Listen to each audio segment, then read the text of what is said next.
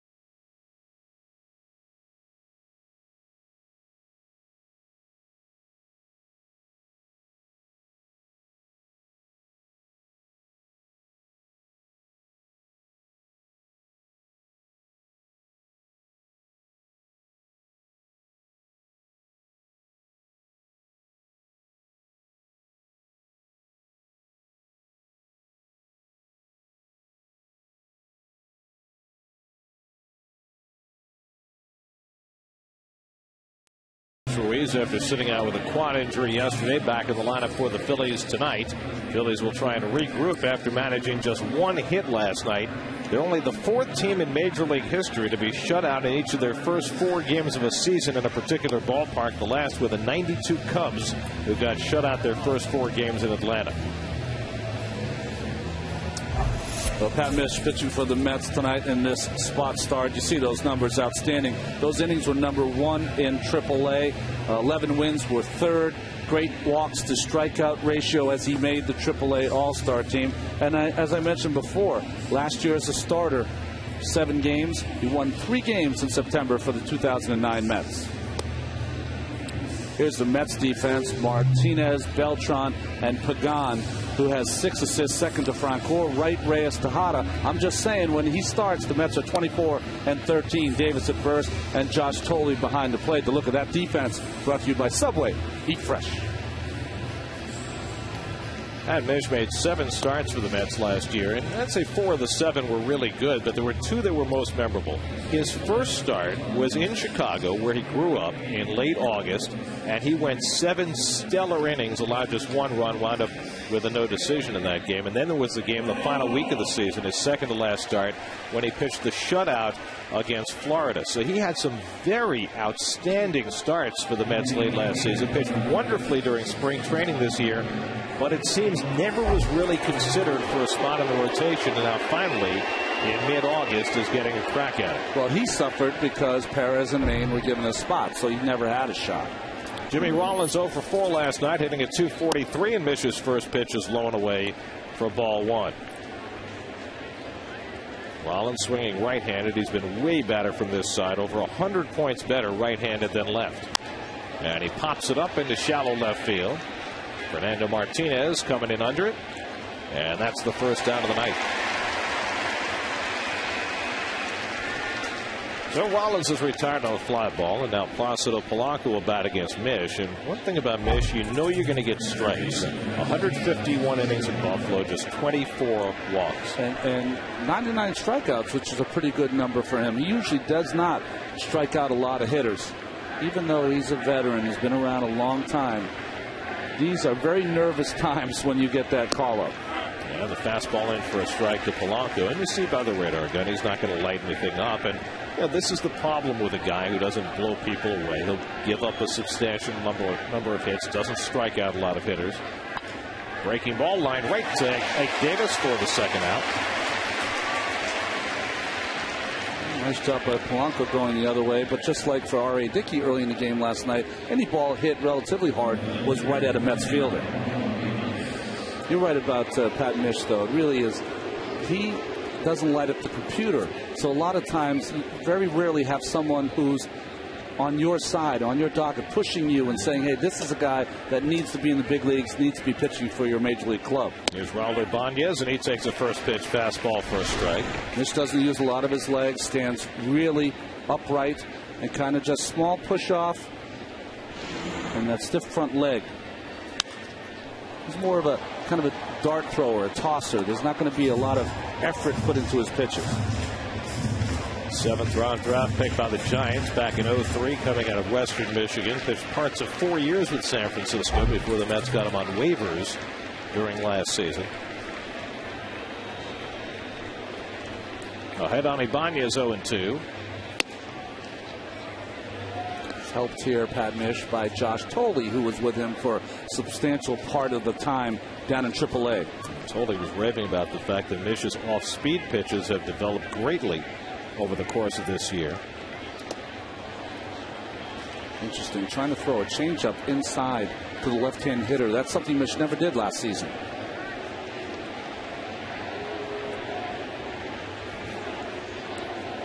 It's like he's trying to generate some moisture. These kind of games, there's no saliva coming. I'm telling you. Maybe to the second, third, fourth inning, but that first inning, it's hard to get any. Trying to work through a dry mouth first inning. And Ibanez hits it sharply, but Tejada slides over and makes the play to end the inning. So 1-2-3 opening inning for Pat Mish, who had first inning troubles last year. Now this time, Halladay to the mound when we come back.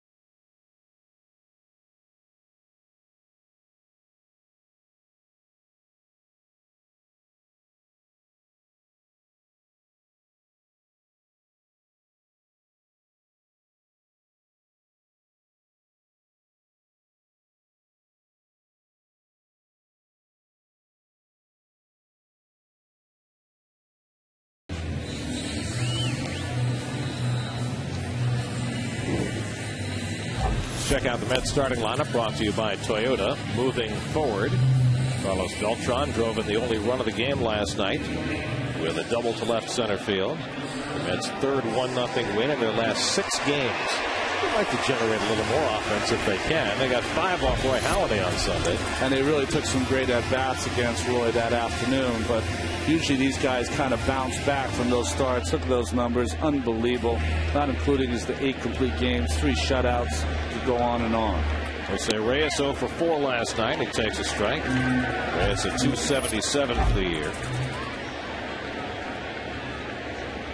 66 runs scored this season. Halladay making his 25th start. He's won 14. He's completed 8. Leads the league in innings pitched and hits allowed. But also leads the league in fewest walks per 9 innings. Only 22 walks in 185 innings pitched. Oh, and by the way, he leads the league in strikeouts with 168. 22 walks is a good month for me, Gary. I mean, wow. 1-2 to Reyes, and he reaches for it and just gets a piece. Halladay had a stretch earlier this season when he had trouble getting victories because the Phillies weren't scoring for him. Lately, though, he's won his last 4 starts, even though he gave up 5 runs in the last one. Bounce toward the hole. Sweeney with the backhand stop. He continues to look like a Gold Glover against the Mets. Sweeney, who has barely played the field the last 5 seasons, has looked right at home. And he covers a lot more ground than you thought he would. I guess maybe he has plenty of energy from not playing so much. Nice job by Halladay. And that is an injury waiting to happen. You young folks at home, this slide in the bag, there are feet, there's a bag, there's too many things coming together there. You really can hurt your fingers. I mean, the ostensible reason for making this slide was to avoid a collision with the pitcher, but you can hurt yourself just as badly going in that way. Well, and if the pitcher crosses your path, there was a day where, I don't care if it's Halladay, you run his you-know-what over. That keeps him in front of the baseline. Reyes retired for the first out. Here's Angel Pagan, who's had a first-inning hit each of the last 3 games. Angel at 306 on the year.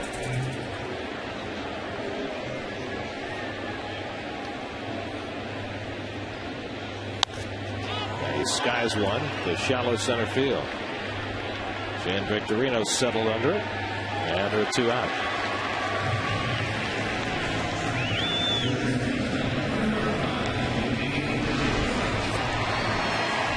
Watch the left hand come in here. See how it jams up against the base because he dove so late? Those are just things that you can't protect against. If you catch your thumb wrong, you end up doing exactly what Chase Utley did. That's how he hurt his thumb.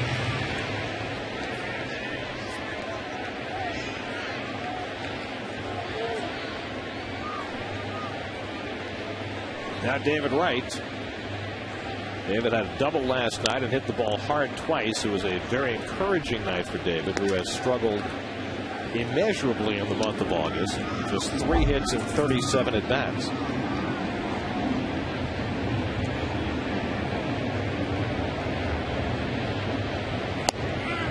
And Halladay nips that outside edge. Look at the defense brought to you by Subway. Eat fresh. Ibanez, Victorino, and Worth. Polanco, Rollins, Valdez, and Sweeney. And Ruiz behind the plate has been outstanding.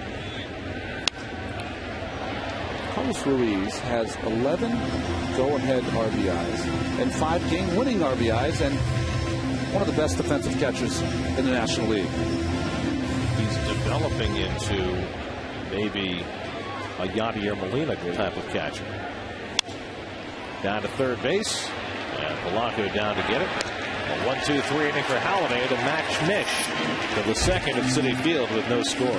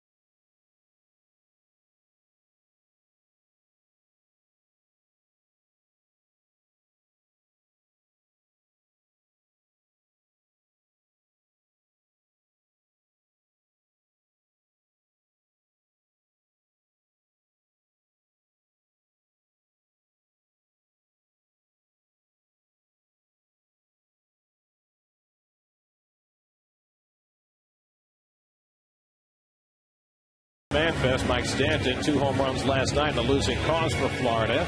Tim Hudson, you said last night, Ronnie, he might be overlooked for the Cy Young. Maybe not anymore. He's 14-5 now, 2.13 for the season. And Josh Hamilton's just had a fantastic year for the high-riding Texas Rangers, who have the largest lead in baseball at 8.5 games in the AL West. Mike Sweeney leads off the second inning and takes a curveball for a strike. That's the pitch that Toley was talking about, that ability to get that rollover breaking ball for a strike. Sweeney playing his 8th game as a Philly, 5 for 18 since joining the Phils. You see there his overall numbers for the season.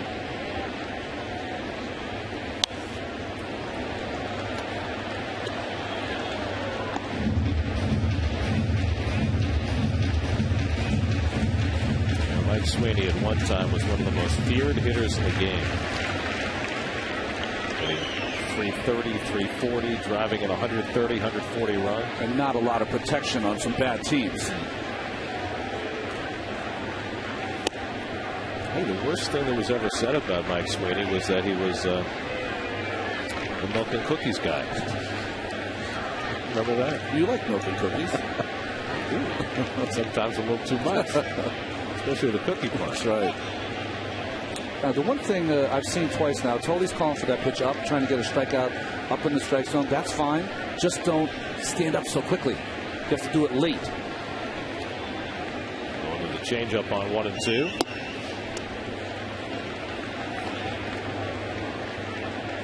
Pat Mish will celebrate his 29th birthday next week. You get to a certain age in this game, and all of a sudden you're no longer a prospect. You've got to fight for every opportunity.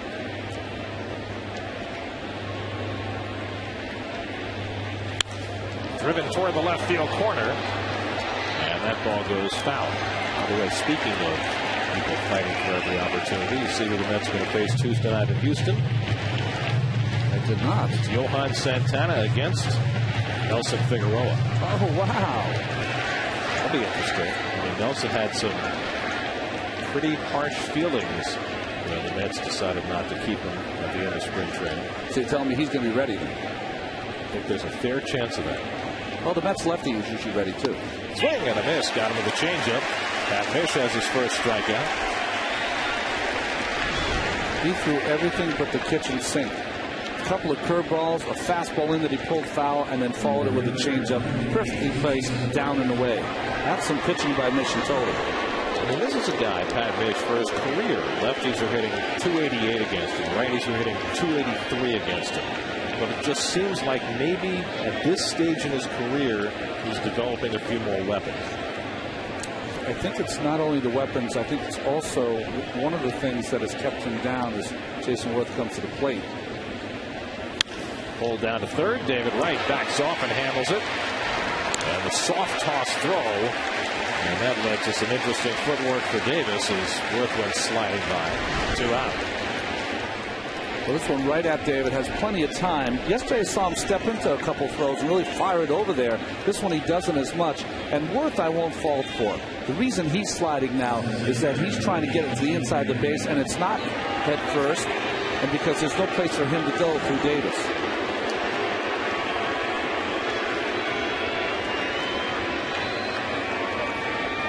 You'd love to see David cut those throws loose. It would make it easier for everybody. He had one last night, but deep and on the line, and showed a great arm.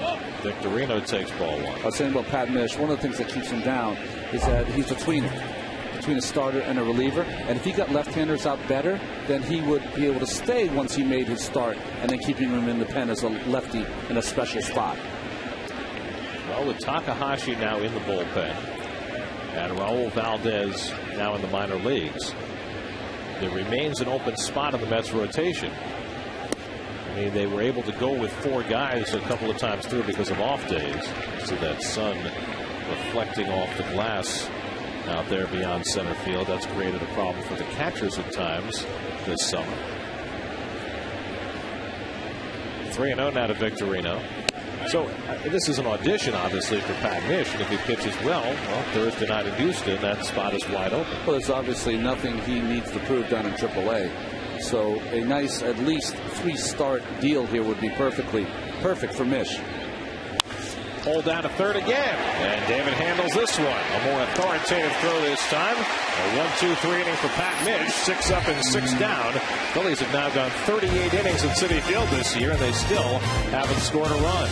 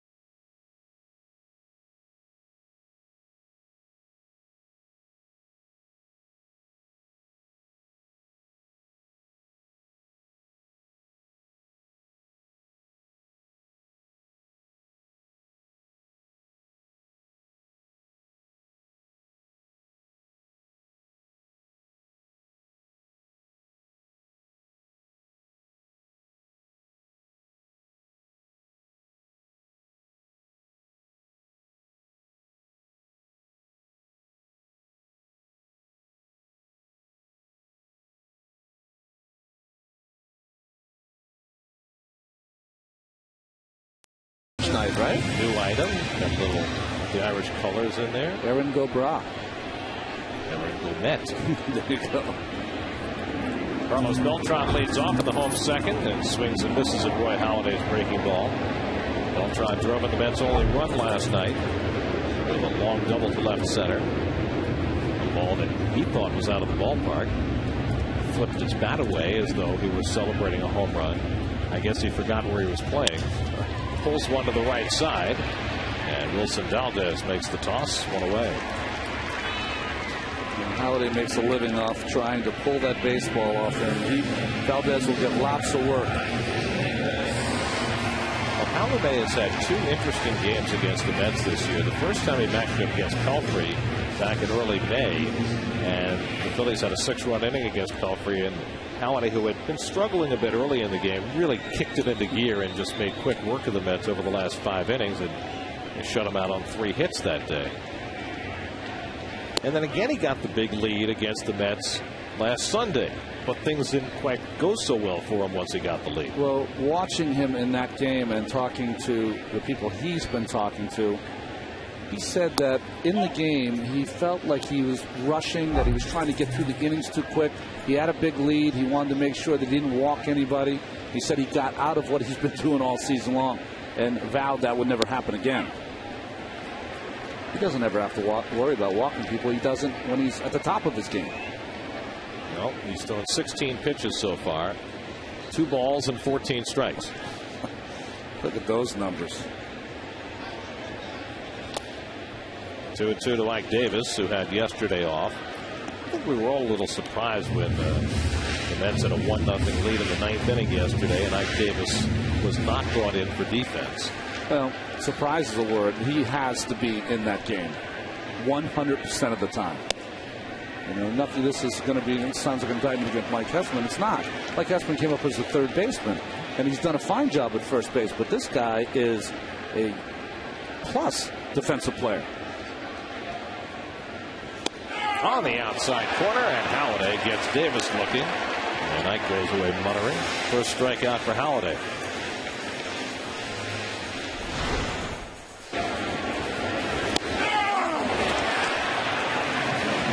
Italian giving it the full treatment. That looked a little bit like the lane dancing on Seinfeld there, that little move. Didn't it?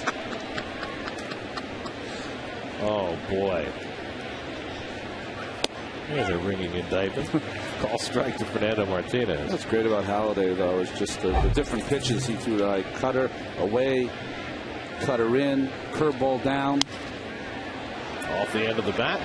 And Jimmy Rollins backpedaling. Easy inning for Roy Halladay as he sets the Mets down on 10 pitches. 2 perfect innings on both sides.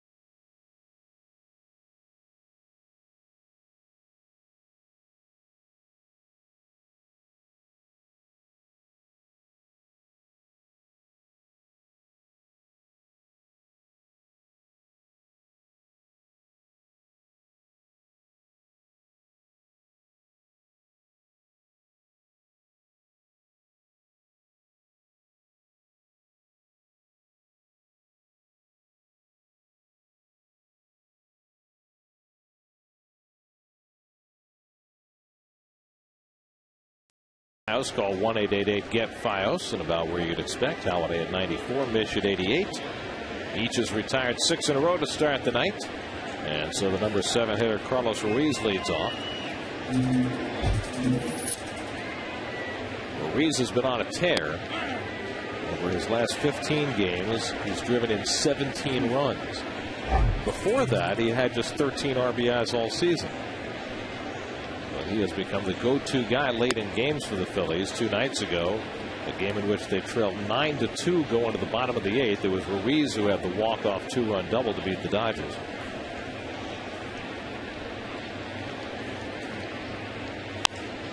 And he hits one out to center, and Beltran barely has to move.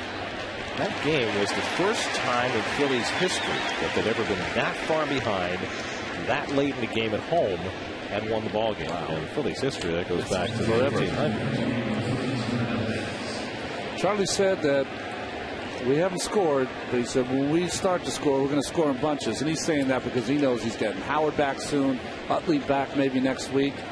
Well, the question was directed to him about not scoring here. Yeah. Well, he's got, he's got tonight, he's got tomorrow, he's got another series in September. But it's amazing. I mean, this is 38 in the 3rd innings now that the Phillies have batted in this ballpark, and they still haven't scratched. Wilson Valdez takes a strike. It's historic, but for those things to happen. Valdez was one of the 2 base runners against R.A. Dickey last night. Hamels, of course, had the only hit, and Valdez drew a walk. First 7 guys in the batting order did not get aboard.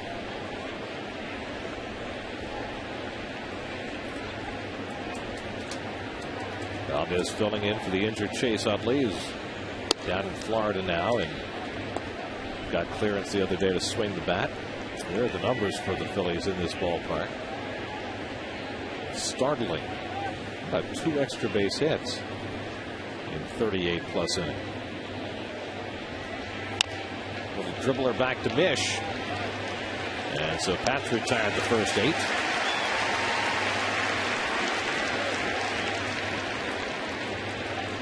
Coming this fall, a rogue assassin with killer good looks on the run. The CIA created her. Now they want to destroy her. Good luck with that. Nikita premieres September 9th at 9 p.m.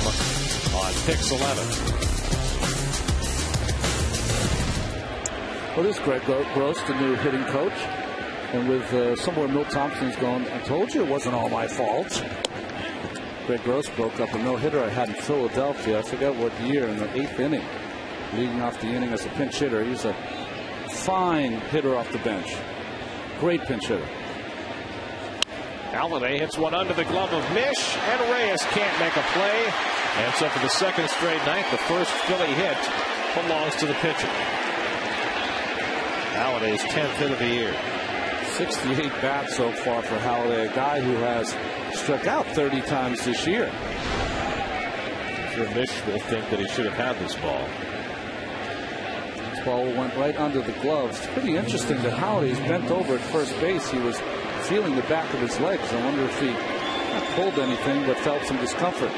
That was the right play by Reyes going into the outfield there, because with the pitcher running, you might still have a chance. Usually got to take a better angle with an everyday player. So Mish will pitch out of the stretch for the first time. Here's Jimmy Rollins. He flied to left his first trip, and he takes a fastball for a strike.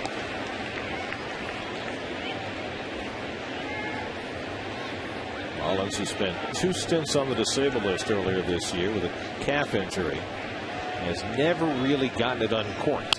Hits it hard, but past David Wright. That'll hit the tarp. Bounces out to Martinez, and that'll force Halladay to stop at second base. So the Mets get a big break there. Could have easily been second and third. Instead, it's first and second. Boy, this ball's hit on the nose. A little hanging curveball from Mish. Even though David Wright has been hugging the line, cannot come up with that play because it was hit too hard.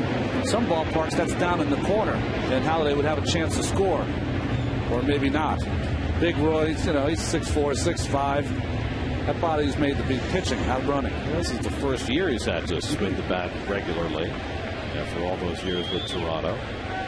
So 2 on and 2 out, and now Placido Polanco, who lined one to Ike Davis's first trip, and he takes a first pitch strike, and Mish has been doing that with regularity.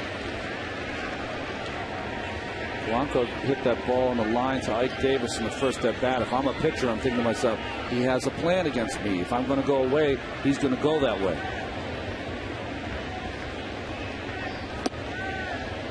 Upstairs, and it's 1-1. That's the first time that the Phillies have had a runner as far as second base in this series. Of course, it might take a couple more hits to get Halladay home. And Polanco has himself a base hit. Here comes Halladay around third, and the Phillies have finally scored at Citi Field. 3 straight 2-out hits. Polanco plates Halladay with the game's first run. 1-0 Philadelphia.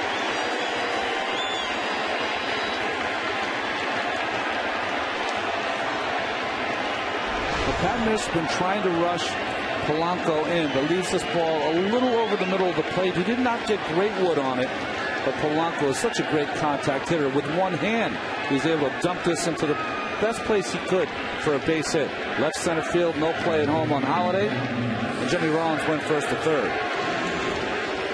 So after going 38 innings without scoring a run at Citi Field, the Phillies finally cross home plate. Since last August. Halladay can go catch his breath now, getting ready for the bottom of the inning. As Mish deals with Raul Ibanez, first and third and 2 out. And he fouls one at the plate. Ibanez grounded out to second base his first time up. Pat Mish having to hold on Polanco at first base. His back to the runner Rollins at third, right off the line. Look how far Rollins is down the line. That's a quarter of the way.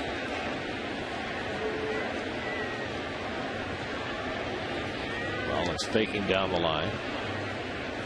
And it's up and away. 1-1 to Ibanez. What would it take?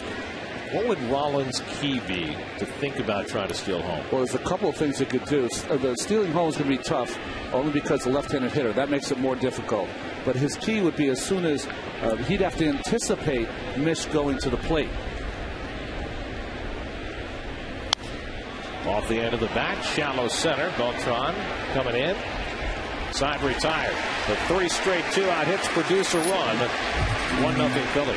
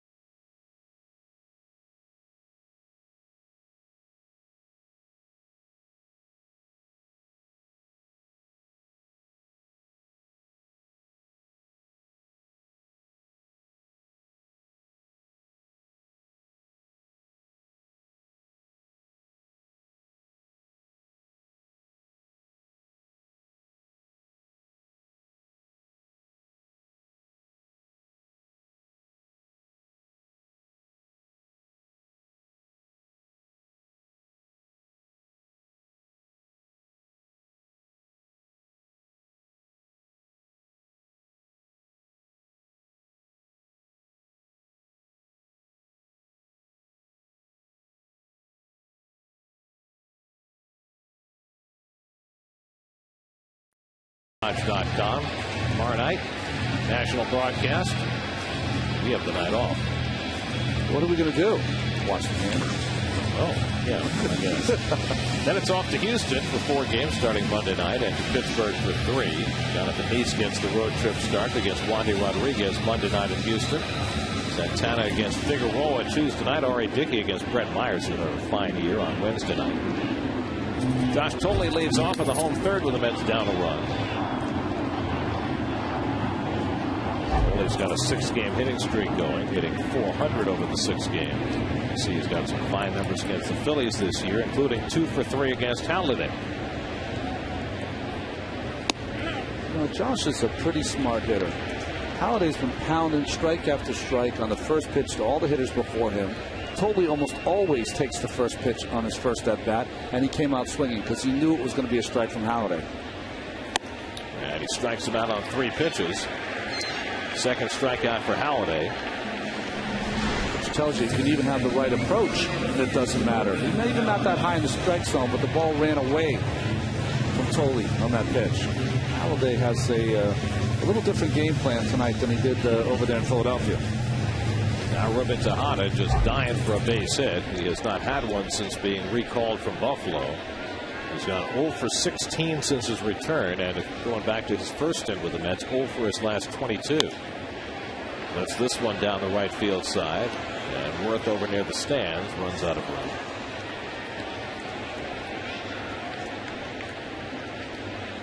Of course, if you get into that mindset where you think you're going to get that first pitch fastball to hit, you end up making a lot of first pitch outs. You're right.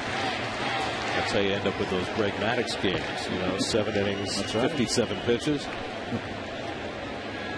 Halliday's faced 8 batters, thrown 8 first pitch strikes. Well, I think the key for Roy lately, I think he changed days with Cole Hamels, who is now pitching with the bad luck. Hamels had one of those games working through 6 innings, didn't he, Gary? Low pitch count. Outstanding effort. Breaking ball fouled off. Well, Roy Halladay has made 2 career starts against the Mets in New York. The last one came in 2001. So it's been a while. He has never won against the Mets in New York. Both those starts with the Blue Jays in '99 and in '01 he was beaten. I believe the first one in '99 he gave up 2 Benny Agbayani home runs.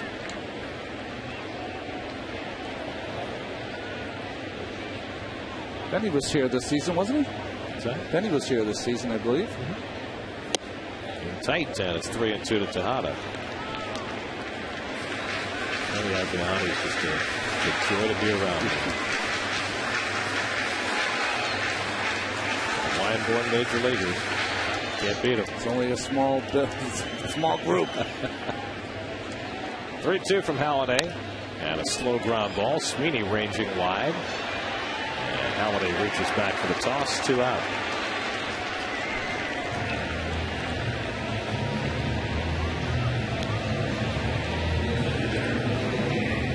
Very interesting. Halladay had to cover first base. Sweeney walks him in. Ruiz comes out. Why? Because he had to hustle to first base. They're just going to give him an extra 2 seconds. He shouldn't need a lot of time, but he has to face Pat Mish. Remember, he also had his trip around the bases the last inning. If you're going to throw a complete game, you have to make certain allowances. I usually don't like when anyone has to wear that armor up there, but this is a different case. Left-handed pitcher batting right-handed. Protect that elbow. Maybe he ought to try from the other side. He's 2 for 31 in his major league career. He was 1 for 18 at Buffalo this year. But we just saw Halladay pick up the first hit for the Phillies. Now Mish, with Halladay having retired the first 8, can return the favor. Or not.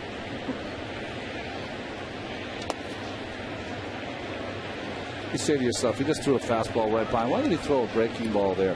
Thing for pitchers, a lot of times when the pitcher comes up and you get 0-2, you get a free pitch. So sometimes you work on one of the breaking pitches that you haven't used the first time through the lineup. So when you go next time through the lineup, you have that ready to go. Mish makes contact. It's it right to Valdez. 9 up and 9 down for Roy Halladay as we move to the 4th inning at Citi Field with the Phillies up 1-0.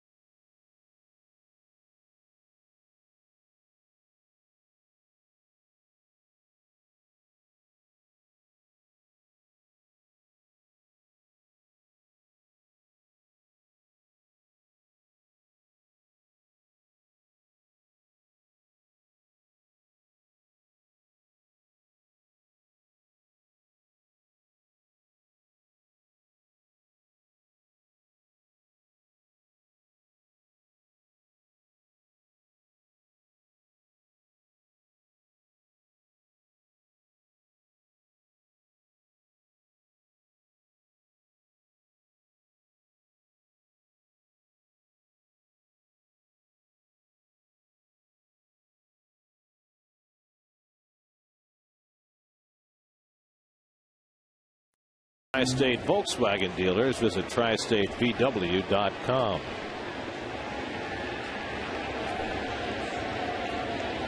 Pat Mish to the mound for the 4th inning. He's allowed a run on 3 hits. Mike Sweeney leads off in the 4th. And he fouls the first pitch back. Sweeney struck out his first time. Jason Worth and Shane Victorino to follow in the 4th for Philadelphia. The Phillies have won 16 of their last 21 games. They've done it without Chase Utley, and they've done it substantially without Ryan Howard.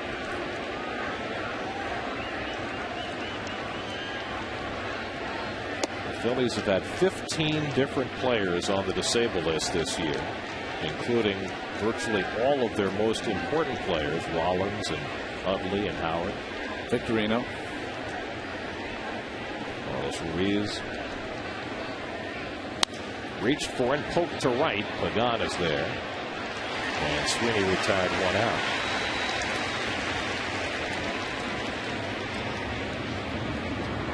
So 1 out of the inning. Jason Worth coming up. Pat Mish making his first start of the year. For more, let's check in with Kevin Burkhardt. Kevin? Man, he was having a great year in AAA Buffalo, guys. And, one of the things that he did that he liked was working with pitching coach Ricky Bonas. He threw a lot with his eyes closed. He's kind of taking a page out of the Rick Peterson book. Remember, we chronicled that a couple of years ago when Rick was here. Well, what Ricky would have Pat do is just playing catch. He started out, and he would have him close his eyes, make a couple of throws. And he said, what it did is it really just kind of made me in tune with my body, made me feel right with my body, and I liked it. So then what happened, it kind of went on to throwing bullpens. First few warm-ups, I wouldn't have a ball. I would just do my motion with my eyes closed. Then I'd take the ball and throw that and throw a few pitches with my eyes closed. It always felt like it kind of got me in tune. So interesting trick for Pat Mish, and it's certainly worked for him so far, guys. It certainly has.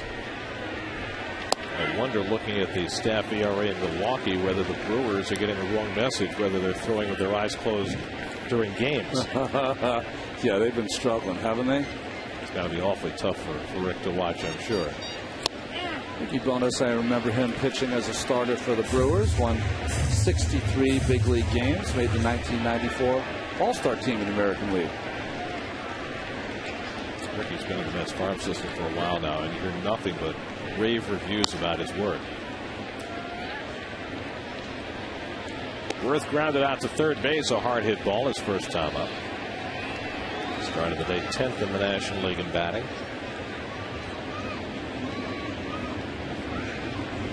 Those are the numbers for Mish this year.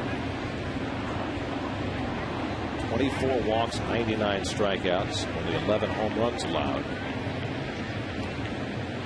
What's Buffalo like? Is it a bigger stadium or? Gosh, the only games I did there were almost 25 years ago. I don't have a great recall.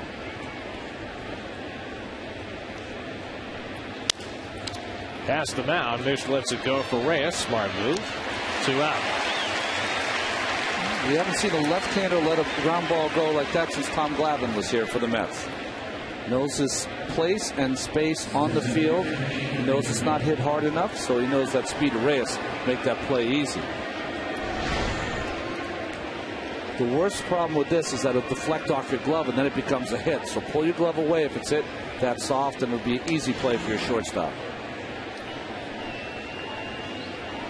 So 2 out and nobody on. Here's Victorino, who grounded out to third his first at bat. And a backdoor breaking ball for a strike.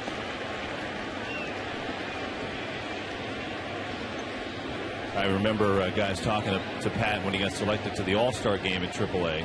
And, you know, I asked him, are you a little bummed? Because, I mean, all these guys coming up on the Buffalo train to the Mets. And he said, you know what? I'm really happy for the guys that are there, and I haven't thought of it in the way of why not me, because as soon as I do, I won't perform here. Down the left field line and foul. Well, when you think about all the guys who got called up, there was really only one starting pitcher, and that was R.A. Dickey, who certainly deserved the call. The other guys, the pitchers were called up were in the bullpen, and I think, you know, we talked about it before. Because Mish is not a left-handed specialist, he's probably better off being a starting pitcher. You know, I remember the first time I was not called up. Rick Ownby was called up to the Mets. I said, like, man, I'm pitching as good as he is. Come on now. But you know what? They had a plan for me. My plan was they wanted to get me innings in AAA, and then I'd be ready when I had got my shot. Victorino has a 2-out hit. So as was the case the last inning, Mish retires the first 2. And now Victorino opens the door.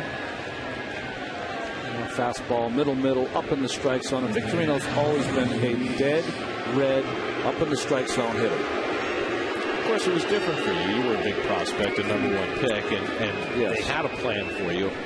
When you get to be Pat Mish's status, there is no plan. I would have never been in that status. I would have been back in graduate school or something. I wouldn't know. I wouldn't have had the insides that Pat and R.A. Dickey and the others have shown to stick it out despite a lot of chances that have gone awry. Well, you know, for all the emphasis on numbers, and that is a big thing that works against a guy like Dickey, you know, he's not a guy who makes the scouts salivate. Throwing 87 miles an hour. You don't look at any of his pitches and say, well, that's a plus pitch. Yeah. He's got a good curveball, good changeup. Yeah, but you know, I can scout Steven Strasburg, right? So I mean, the key is to look at an R.A. Dickey, look at a Pat Mish, and see, you know, kind of get rid of those preconceived notions you have about those pitchers and view them in respect to what they're doing now.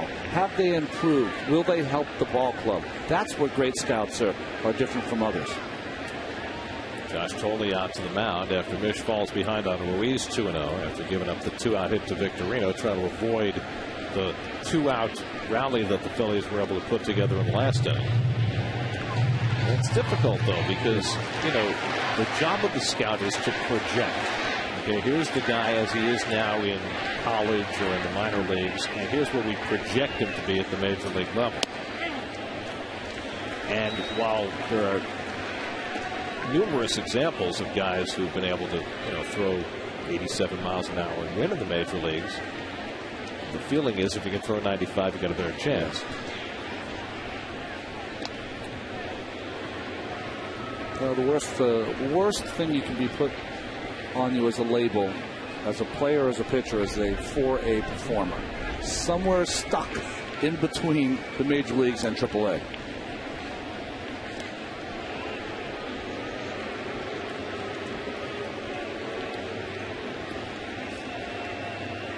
Mish has yet to have a year in his career where he spent the entire season in the majors.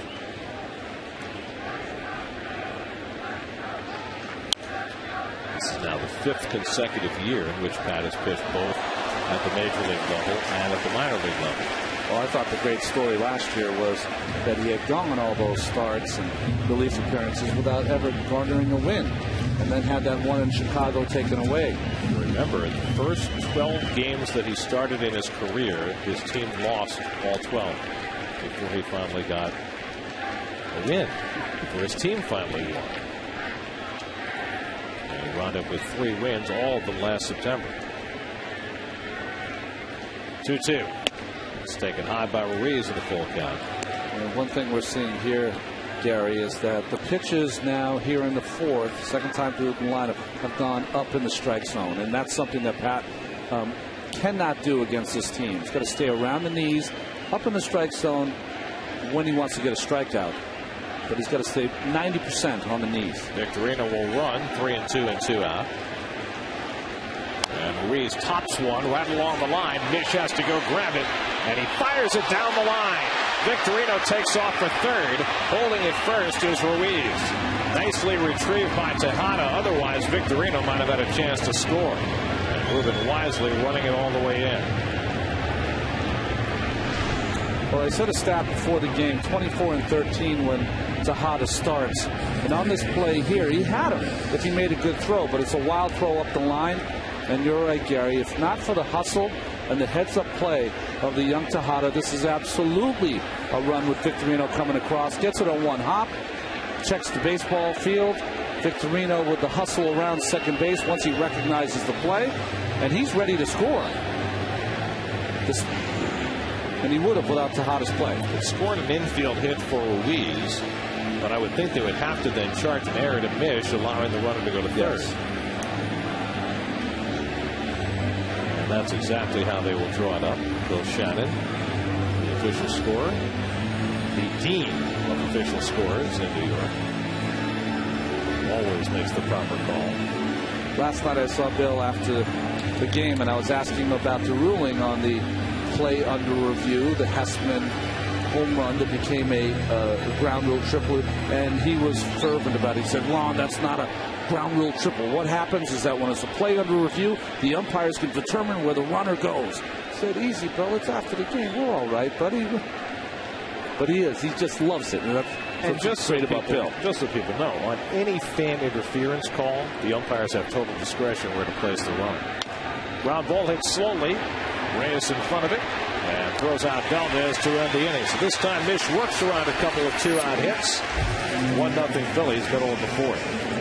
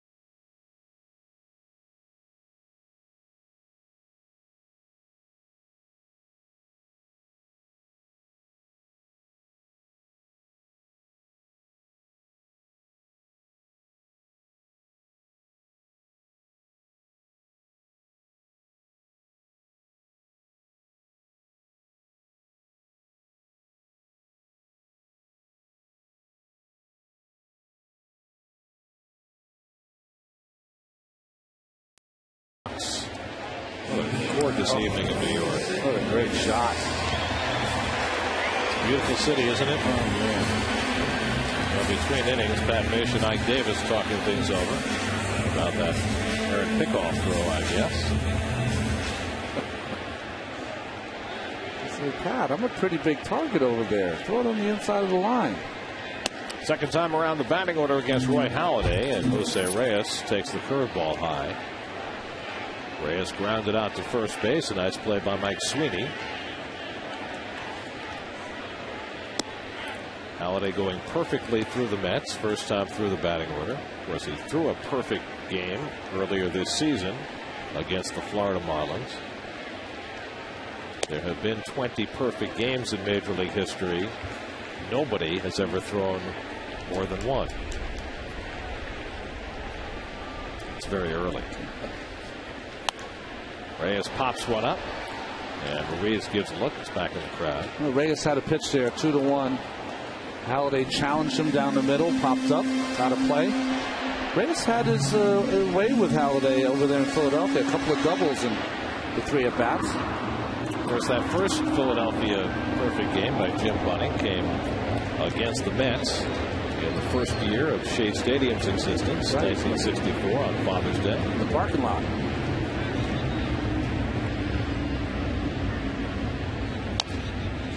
Reyes just staying alive. I believe it was the 31st game ever played at Shea Stadium and yielded a perfect game. Not a good sign. Last out, Johnny Stevenson. Oh, wow. Who later would be a coach for the Mets. There's the 2-2. Yanked foul. I just remember the picture. It's a day game, I believe, and Jim Bunning coming off the mound and clapping his glove. Just so excited that he had pulled it off. Yes, he was, at the time, I think, a father of 7. I think ultimately maybe 8. So he gave himself a Father's Day present. Got lots of votes. That's right. Taking it 3-2. Whereas Jim Bunning wound up being a senator. Well, 2-1 pitch. He challenged Reyes right down the middle with a fastball. It'll be interesting his choice here, leading off the 4th. This will be the 8th pitch of the at-bat from Halladay. And Reyes cranks one to deep right center field. Back goes Worth, looking up near the wall, and it's off the base of the fence. Reyes around second. He'll easily make it to third. Reyes diving in with his 7th triple of the year.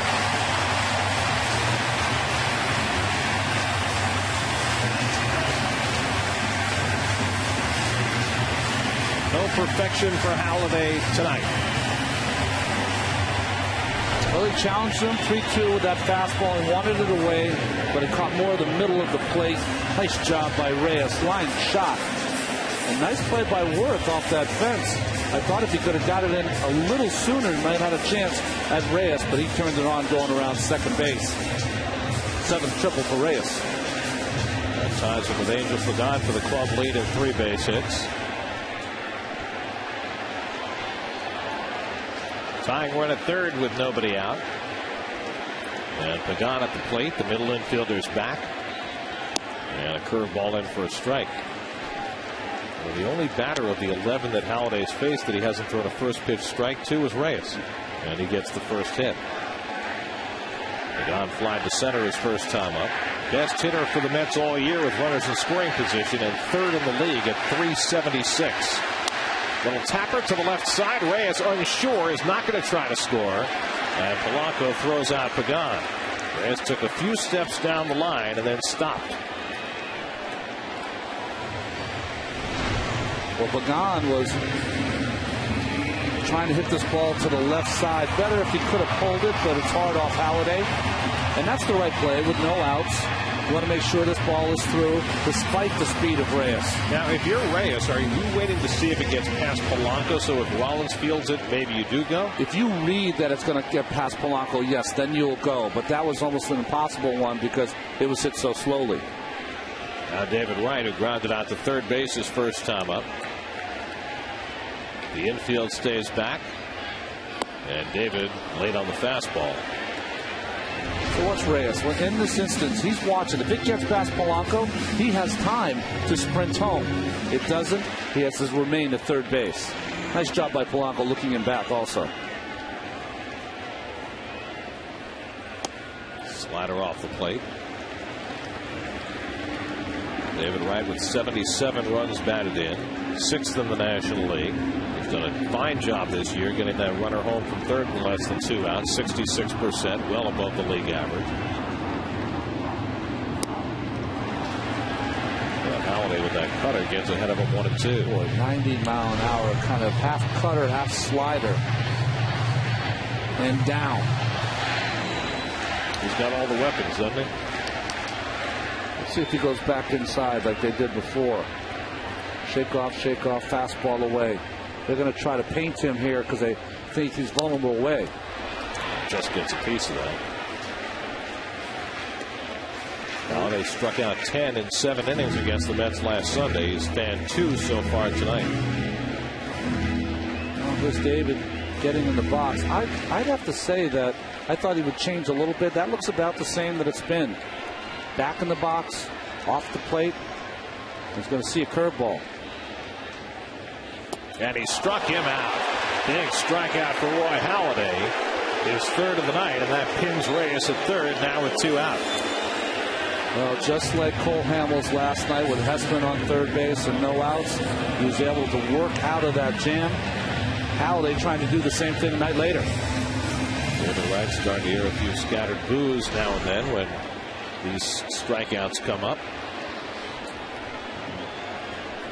Halladay's been doing that to a lot of hitters for a long time. Now it's left to Beltran, and Carlos takes low and inside. David has now struck out 126 times this year with more than a quarter of a season to go. Last year set his career high with 140. And Beltran late fouls it off, 1-1.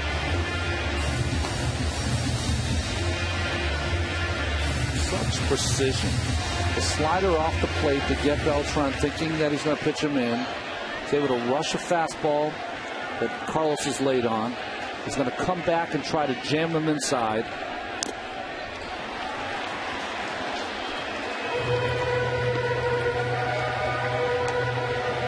And now he's on the precipice of getting himself out of this jam. Look at that. 171 with runners in scoring position. Only Wainwright has been better. 1-2 to Beltran. And he just stays alive. You know, that number is extraordinary. But you look at any great pitcher, all the good ones have that number because they're not going to be perfect every game. They're going to have runners on at times. But it's those guys who can bull their neck and get better when the heat is on. That's what separates them for the bunch. Carlos lays off, and it's 2-2. Reyes led off the inning with a booming triple.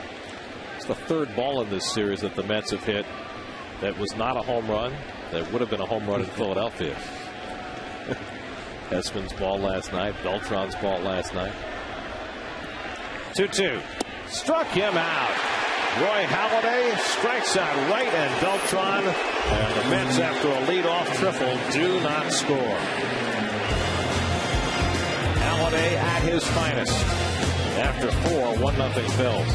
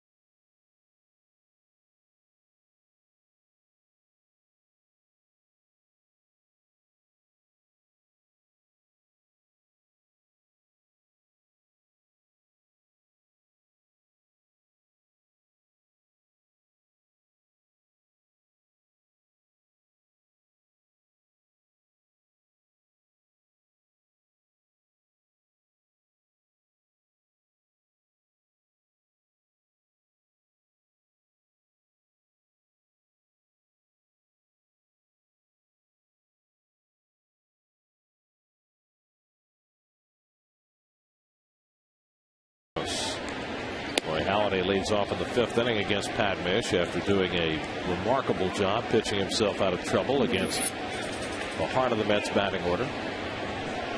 Halladay has scored the only run of this game, and he hits a weak ground ball to right. And David, with plenty of time, throws him out, 1 away. So Mish has retired the leadoff hitter now in each of the first 5 innings. And it'll bring up Jimmy Rollins. Gorgeous night in New York. Temperature in the mid-70s. Low humidity. As fine a summer day as you could ask for. Even got a little slice of the moon to show you the way if you're a Mariner.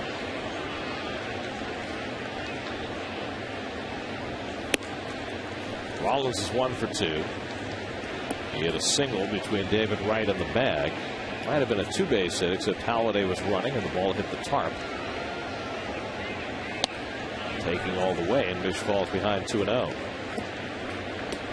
Jimmy does that a lot of times. Takes that pitch when 1-0. Wants to make you think he's going to take the next pitch, and then he'll fire that bat. Like nothing close.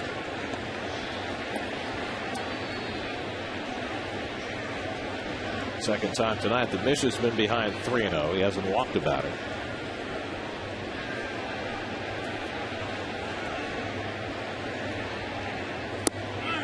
And there's a strike, 3-1.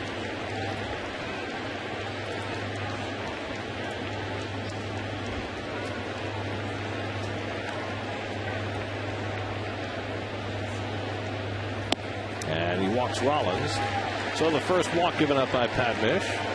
1 out and 1 on for Placido Polanco. Let's check in with Kevin. Guys, you were talking about Roy Halladay and his assortment of pitches. Well, last night, the cutter for Cole Hamels is one of many pitches working very well. The players, Met players, post-game were raving about how good the cutter was. And I was talking to Cole today, and I asked him about developing that pitch. He said, it wasn't until late last postseason where Cliff Lee kind of helped me develop it. I was toying around late last postseason. And I threw it one time in the postseason. It was a home run by Andre Ethier. He said, as the at-bat, I had fastballs. He was kind of on it, but I felt like he was in between, so I didn't really like the change there. I said, let me throw the cutter. And it went out of the yard. That was that until this spring. And Halladay has helped him with the cutter this year. It's now obviously developed into a big weapon for him. To the extent that he rarely throws his curveball anymore. No, you tend to forget how fortunate you can be in a career sometimes that you share as teammates a guy like Cliff Lee, a guy like Roy Halladay, who take their craft very seriously and are able to teach as well as perform at a high level.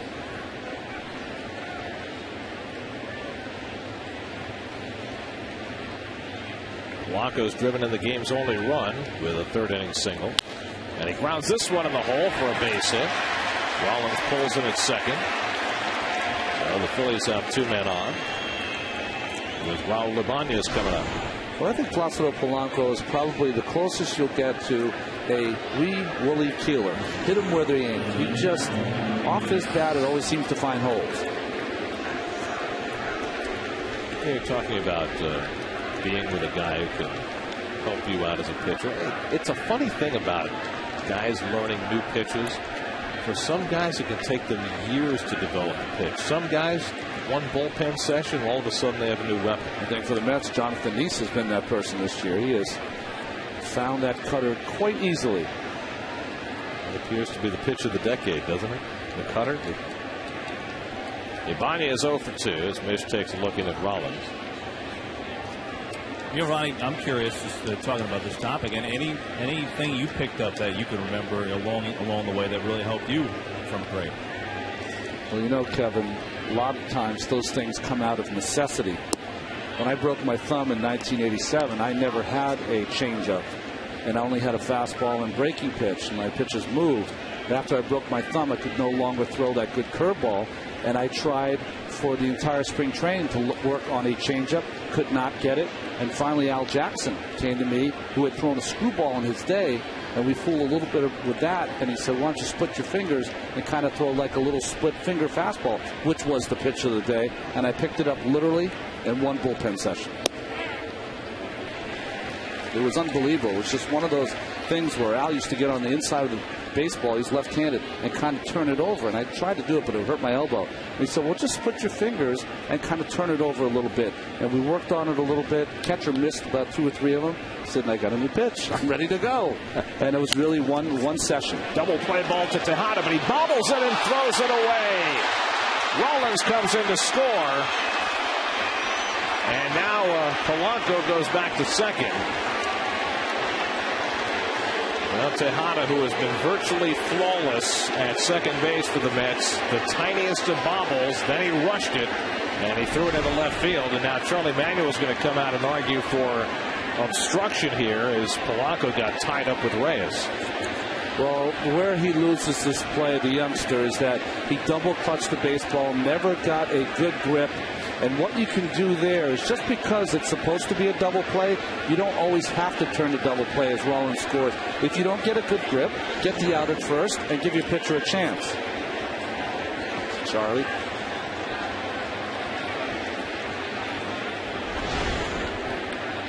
Well, what happens here is Reyes is right in the middle. Polanco and Reyes get caught in a Buddy Harrelson, Pete Rose tumble almost. Certainly Reyes didn't do anything to hold Polanco go back. It looked like it was almost the other way around. So it's a fielder's choice and error on Tejada as Rollins comes around to score to make it 2-0 Philadelphia.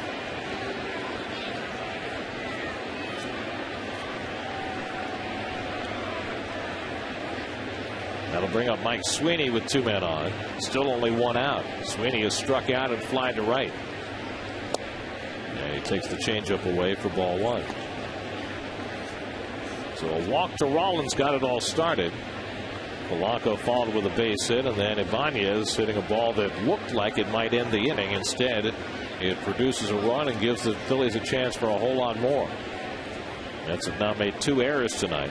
Good changeup by Mish, 1-1.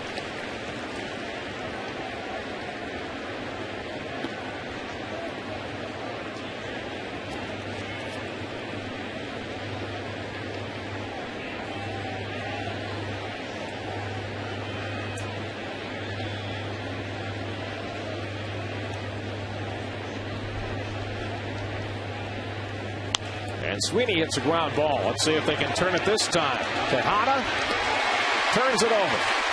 Side retired. 5-4-3 around the infield. The Phillies get an unearned run. We're halfway through. 2-0 Phillies.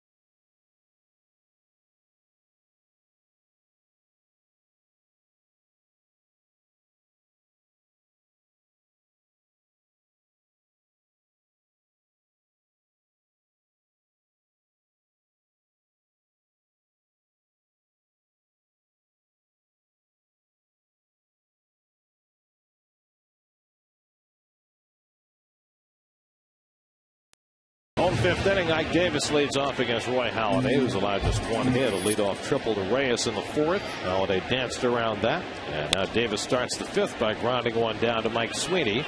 1 pitch and 1 out. There's what you were talking about, right, Gary? Right there. is that he's thrown so many first pitch strikes. You say to yourself, okay, I took a called third strike in my last at bat, like Davis could be saying that. So I'm going to make sure I don't get to 2 strikes and 1 pitch, 1 out, which is such in favor of Doc Holliday. There's Fernando Martinez making his 4th start for the Mets since his recall. The veteran Luis Castillo talking with the youngster Ruben Tejada about not trying to be too fast. Exactly what you were talking about, Ronnie. Yeah, you got to know your base runner. He had plenty of time, and again, when you don't have the handle, always get an out.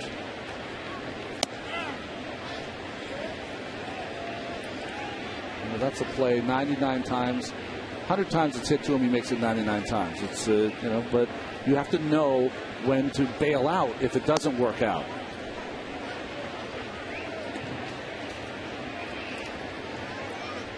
And I think it's instructive that Martinez fouls one off, that even though Luis Castillo was quoted today talking about the fact that he's never had to sit before and how difficult this is for him, and that he still feels he can be a starting player, that there he is providing guidance to the guy who's taking his place. Well, that's admirable. You got to like that. On the inside corner, and Martinez down looking. 5 strikeouts for Roy Halladay, including 3 of the last 4 hitters to face him. He hasn't had that pitch yet. This is the first one he's thrown all game long. That little sinker that starts out at the kneecaps and comes back over the middle of the plate. If he starts to get that pitch going, it'll make it even more difficult than the shutout he's already thrown. On the way, Tom Hallion's working on his dance moves. Here's Josh Tolle, and he takes the changeup up and away. Tolle struck out his first time up.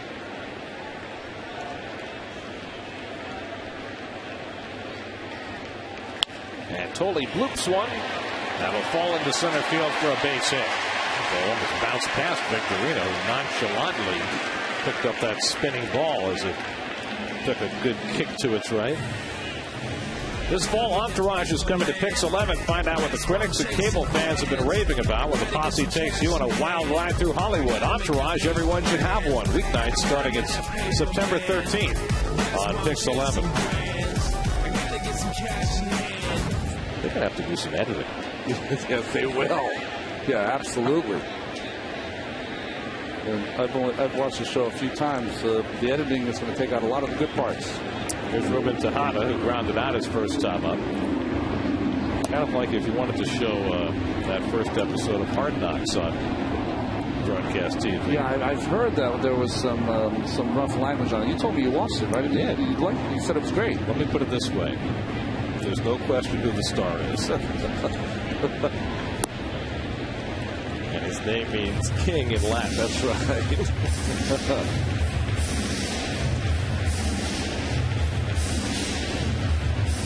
Fans will be surprised what kind of language is used in clubhouses. 2-0 to Tejada, and he takes a strike. That's just the king of the roost there. But you can see in that first episode, you can kind of see why he's been so successful. People listen. He's a motivator. 2-2 to Tejada.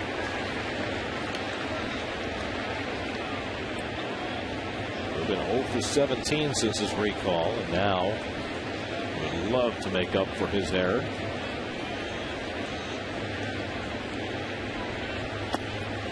He's worked it full with Mish on deck. Watching Halladay is pretty funny. When he misses with a pitch that's not close to where he's trying to throw it, he will take some time, almost like he's admonishing himself for not being perfect.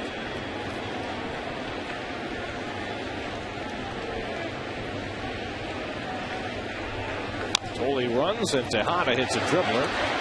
Halladay down to get it, and throws out Tejada to end the inning. Mets get a base hit and leave one. 5 in the books. 2-0 Phillies.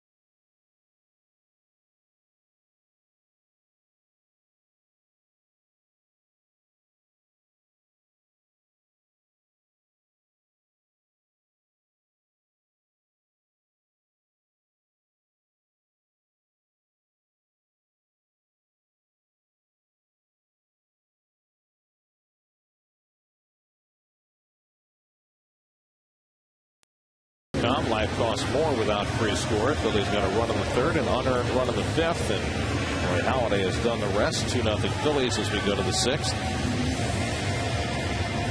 Pat Mish making his first start of the season. 11-4 at Buffalo, and he has held his own tonight. Absolutely.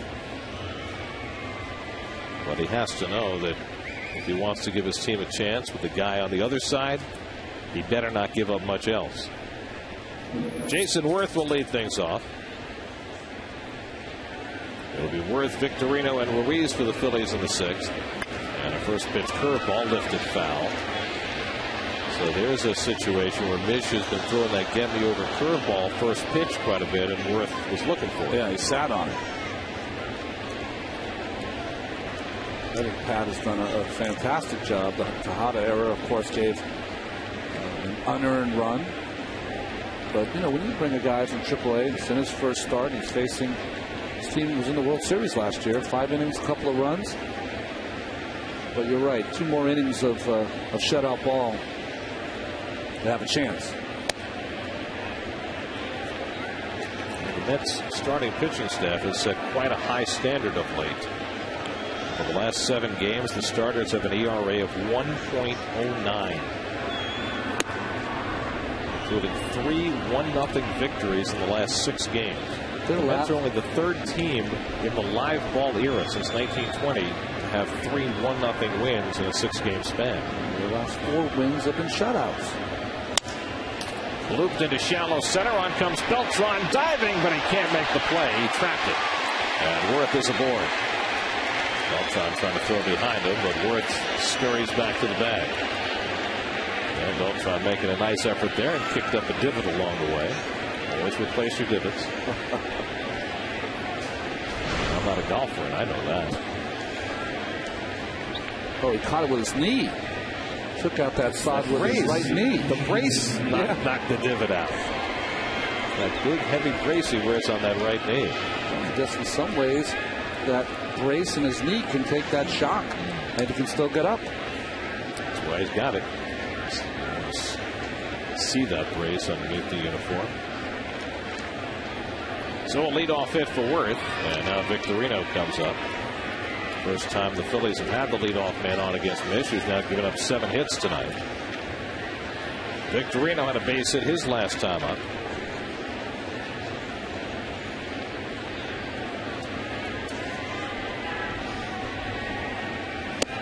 And a fastball taken for a strike.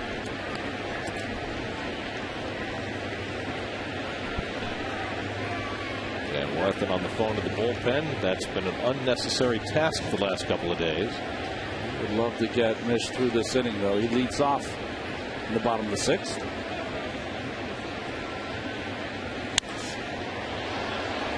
To Victorino.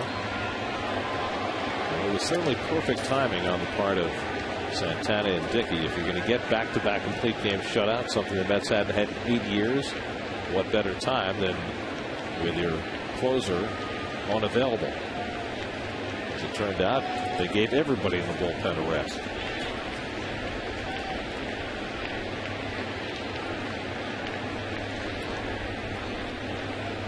Here's the 0-2. Ground ball toward the hole, and another base hit through that hole. So back-to-back singles for Worth and Victorino to get the Phillies started in the 6th.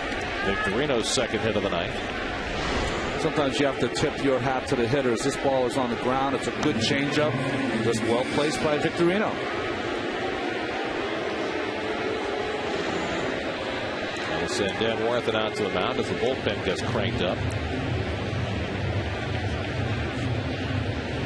Who's he? That's Elmer Descends. He hasn't pitched in a while, though. 13 days since Elmer Descends has been in the game. Well, this is the things that happen when your starters are going deep into ball games. They're pitching so effectively that your long guys like Elmer don't get a lot of mound time. But it also is emblematic of what's happened with that bullpen this year. That for whatever reason, there have been guys who have gotten an enormous workload in a short period of time, and then they're in the witness protection program, and vice versa. Yeah. We'll just go back to the start of the season when Fernando Nieve appeared in 19 of the first 30 games. Now he's Where's Waldo.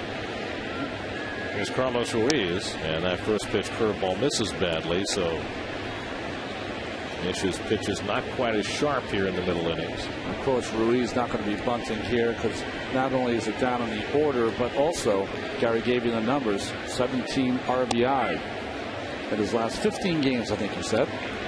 Ruiz had an infield hit his last time up, a dribbler that Mish wound up throwing down the line for an error.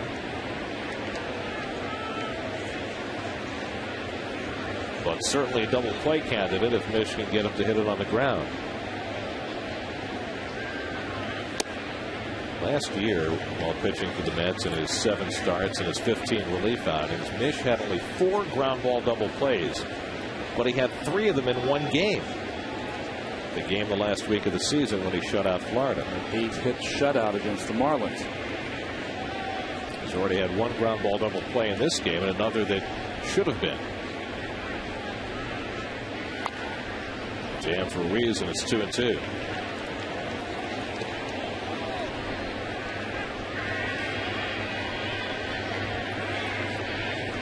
Mish up to 84 pitches on the night. And those are his overall numbers last year. Tonight he is making his 19th career start. 11 starts with the Giants, then 7 last year. Now his first of the year tonight. 2-2 to Ruiz. And a little dribbler foul.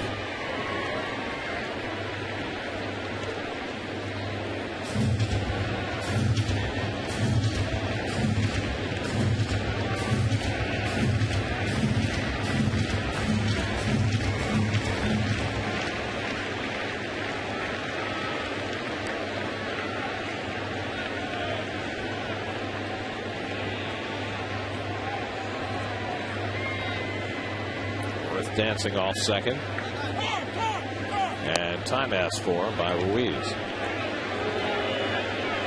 We've seen over the last couple of years that Worth will do that. He'll dance off the bag, trying to distract the pitcher, but he's also gotten picked off a couple of times this year while doing that. You know, the bad thing about when the hitter calls time, Mish made his pitch. Then you have to decide if you want to throw the same pitch. He did not. He threw a changeup when Ruiz called time and did not want to come back with that same pitch to cut her in, which can set up now the changeup away. I think a hitter is at all conscious.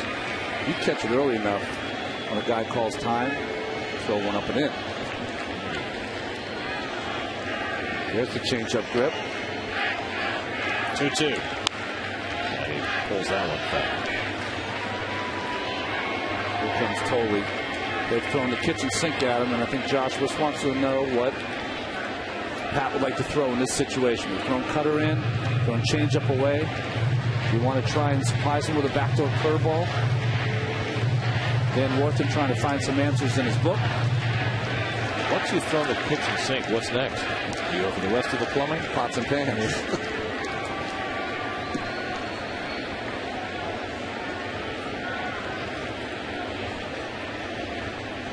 Back to the change. Be the 8th pitch of the at bat to Ruiz. And a little dribbler. Mish will go to first with it. This time on target. That's the first out, but the runners advance to second and third, so that has the effect of the sacrifice. Mish did a great job against Ruiz. Would have preferred him to hit it a little harder. Well, this is a natural choice here. You have to walk Valdez, load the bases. You have the pitcher Halladay, who is absolutely going to hit. He's got 30 punch out this year. Be a little different if you had a strikeout pitcher on the mound. Go after Valdez, try and get him that way. But what helps you is that Halladay can't run very well. Mish throws strikes, so you don't really have the fear, you hope, of a walk. And Halladay also not a skilled punter, so you don't have to worry about a squeeze possibility. Yeah, he only has 1 sacrifice, I believe, this year in all the innings he's pitched. That's very unusual. So this will be the second walk given up by Mish, the first intentional. And the other piece about it is because Mish is a strike thrower, you don't worry about the bases loaded walk. And you would love, if you're the Phillies, for Halladay to get a hit. But more importantly, if he does make it out, only make 1 out. Well, that's the old saying. If you think you're going to hit into a double play, be sure to strike out. We'll see what Halladay has in mind here. Of course, he had the first Philly hit in this game. An infield hit that got under the glove of Mish, and he wound up scoring the first run. And he grounded out weakly to third base in the 5th. So he's 1 for 2. That's have been compromised, though, against the opposition with the bases loaded. They seem to always come up with something big. Now, come on. No, well, I'm not going there with Roy. Bases loaded, 1 out. And Halladay hooks one foul. One thing that could do in this situation, if you're not a very good hitter, Halladay's throwing the ball 1. Go up there and take a strike at least. The pressure is on the pitcher, not on you. It's 1. The pitcher on the mound, not the hitter. That's a pitcher.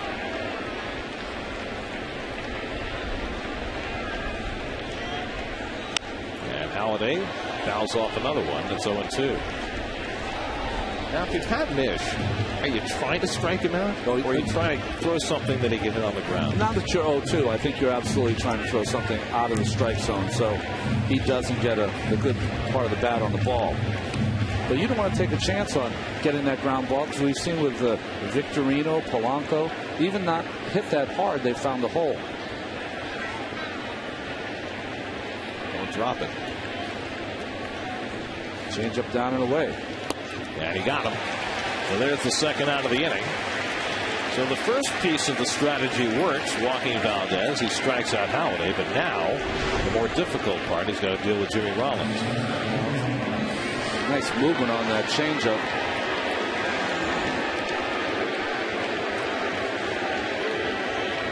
This is where you have to tell yourself, Gary, as a pitcher, can I get 1 out?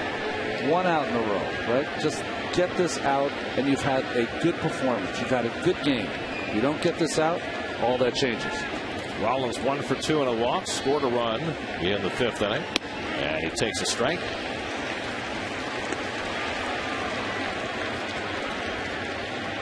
Rollins has a home run in his career against Pat Mish, 2 for 7 overall.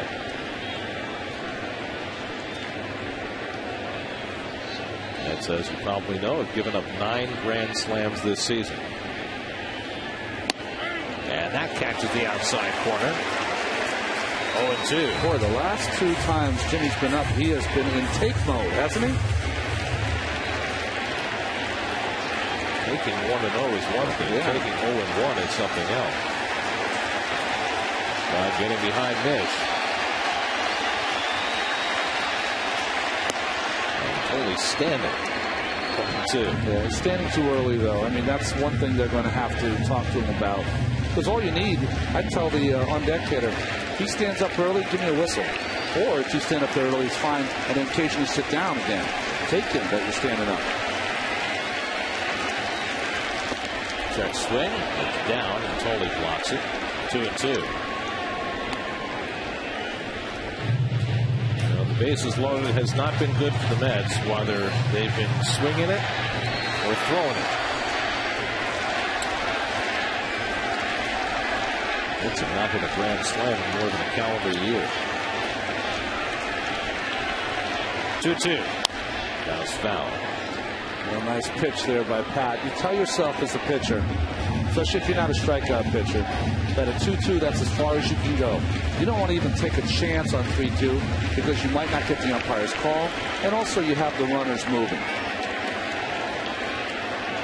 Worth is at third, Victorino at second, Valdez at first. All can run.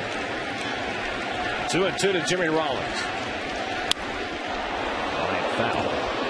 Worth had to go down to his hands and knees to avoid it. Watch out. Wow.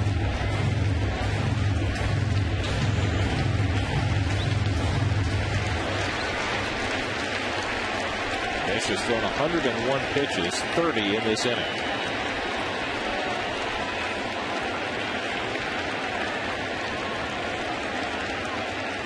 And Rollins pulls another one foul. And again, Worth had to duck. The guy with the nachos didn't have to duck. You didn't even put the nachos down. Got the nachos, got the ball. Pretty good talent there. Like the first inning, Cat still can't get enough saliva on his hands. to get that good feel. Thinking of himself, he gets his first start in New York on the one night when it's not humid in the middle of the summer. Pretty interesting, though. He is trying to get saliva on his right hand to roll up that baseball. 8th pitch of the at bat to Rollins, and he pulls one down to third. David Wright lets it go through the wickets. Wirth scores. Victorino scores. 4-0 Philadelphia. A routine ground ball. All David had to do was pick it up and step on third base, and it went right between his legs. See this ball here to right. Doesn't really get his backside down. See how he's standing straight up, bending at the waist? And that ball beat him to his right foot. You're going to have that glove out in front of you. You have to have your backside down with that ball working from bottom to top. And David beaten there. The Mets defense providing no solace for Pat Mish. The second crucial error in the last 2 innings. Mish also made one of his own. So a 3-error night for the Mets and a 4-0 Philadelphia lead. Now Polanco with 2 in scoring position can put it away. He's a good position there, but see this ball is kind of tracing to the foul line. You got to get your backside down. You can't bend over at the waist because your glove's not down. Your eye is not on the baseball. You want to get your eye as close to the glove as you can. It's almost as though he was assuming the ball was going to come up and that he was going to take it and then proceed to the bag. I think the thing he missed is I thought that, yes, the ball was going to come up, and secondly, that the ball was going to stay in the middle of his body. The ball had spin on it, and it worked towards his right foot. Sometimes you try to get to the base with the baseball before you've caught it, and that's a mistake. Big mistake. You use good fundamentals, and you don't assume anything. Polanco hits it out to right center, and Pagan has the call, and he struggles with it, but stays with it to end the inning. 2 more unearned runs. That's 3 of them for the Phillies tonight. 4-0.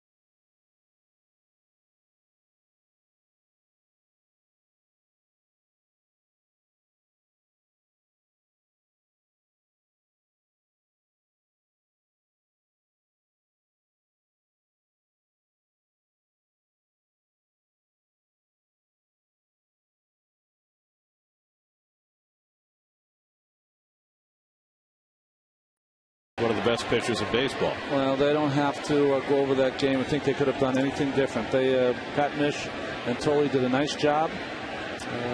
Not helped out by the defense. Jeff Francoeur batting for Mish, who's done after 6 innings, having allowed just 1 earned run.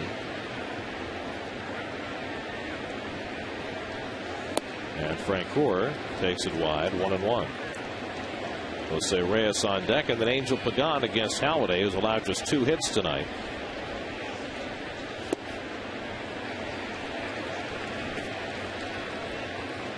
Francoeur started in right field last night, went 0 for 3.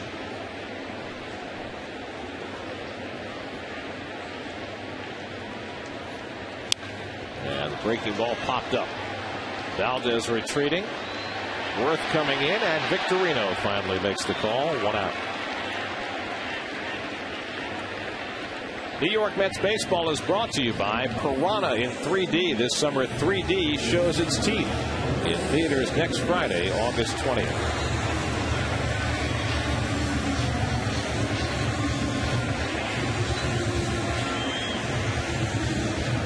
Jose Reyes is 1 for 2. Hit a booming triple off the base of the fence in right center. His 7th triple of the year. That came leading off the 4th, but the Mets never got him in. Their only scoring chance of the night against Halladay.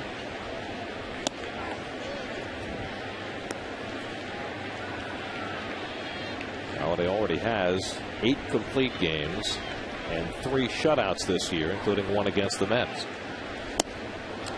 It's amazing when you watch Halladay work. If he makes a mistake with a pitch, which he did on the second pitch to Reyes, it's almost you can see his brain working as he makes the adjustment on the fly.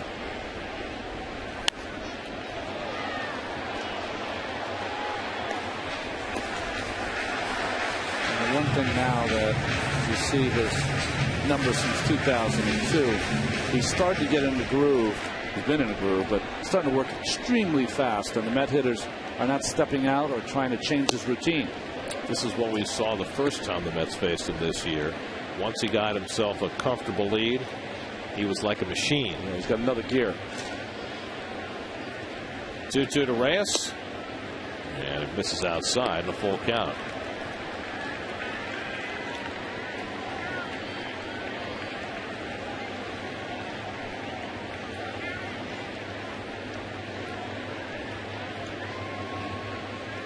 And Reyes lines one to right, but right at Jason Worth. Enough to move an inch. 2 out.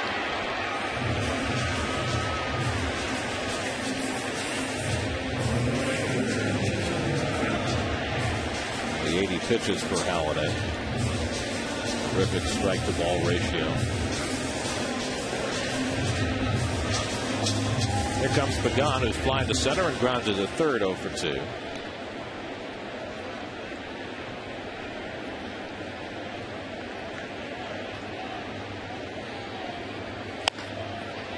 Out to center field. Victorino coming on, but he'll have to play it on a hop, and it gets behind him.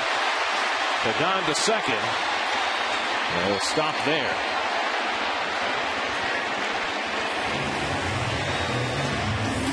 Pagan comes up shaking his left hand.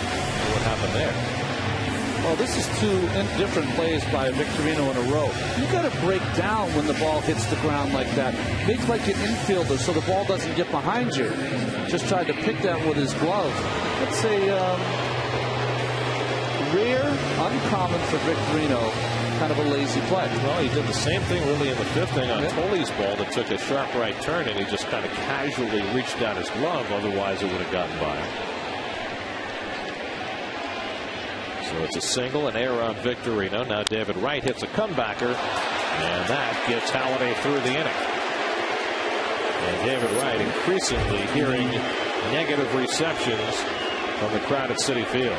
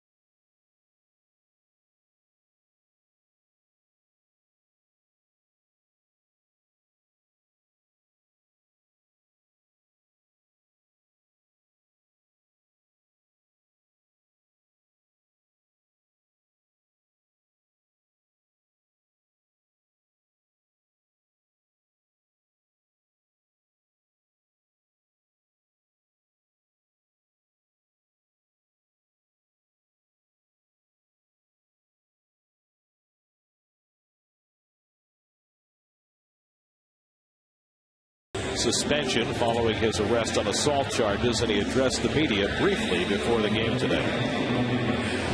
I'm extremely sorry and want to apologize to the Fred Whipple, Jeff Whipple, and Mr. Katz for the incident happened Wednesday night. I want to apologize also to the Mets fans, to my teammates. I want to apologize, of course, to the front office for to the embarrassing moment that I caused, and I'm looking forward to be a better person. Right now, the plan is I'm gonna be going to anger management program, and I cannot speak no further about the legal stuff that we're going through right now. Well, Ibanez grounds out to Bobby Parnell for the first out, so that's basically what K-Rod said. He didn't take any questions, and to me what was of more interest was the manner in which he decided to speak to his teammates, and I know Kevin Burkhardt has a lot more insight into exactly how K-Rod handled that portion of the apology. Well, there was no team apology. I mean, Jerry Manuel said today that he was going to apologize to his teammates individually, but none of the players that I talked to had received that apology before the game. So I didn't talk to everyone by and large, but still there was no individual apology. And consider this, when K-Rod came in the clubhouse, a big group of Mets, actually it was the behind the scenes portion of the clubhouse that the media can't go into. From what I was told, a big group of the Mets went up and kind of patted him on the back and said, hey, welcome back, we've got your back, that type of thing. So even in that avenue, there was no formal apology. Now, to be fair, a couple of the players told me they didn't need an apology. Said it's done, he's here, move on with your life. One of the players told me that if my family was in that room, I would have needed an apology. So his family, this particular player, was not in that room. Another player said, I didn't need an apology, but if it was me, I would have given a team apology. I would have felt a lot better about doing that to my teammates. So, mixed reaction. Seems like most of the reaction guys didn't need it, but I think guys sense that it would have been nice. That's the type of vibe I got from the Mets guys. Mike Sweeney grounds one to Tejada for the second out. Lonnie, I don't know how you feel about this, but I am shocked that K-Rod did not address the team as a whole and apologize. And I'm also shocked that management did not insist that he address the team as a whole. Not necessarily because of the incident itself and what he is alleged to have done, but because it happened in front of so many players' families and kids. And there was clearly negative reaction from some of his teammates in the wake of it because of the fact that their families got caught up in that situation.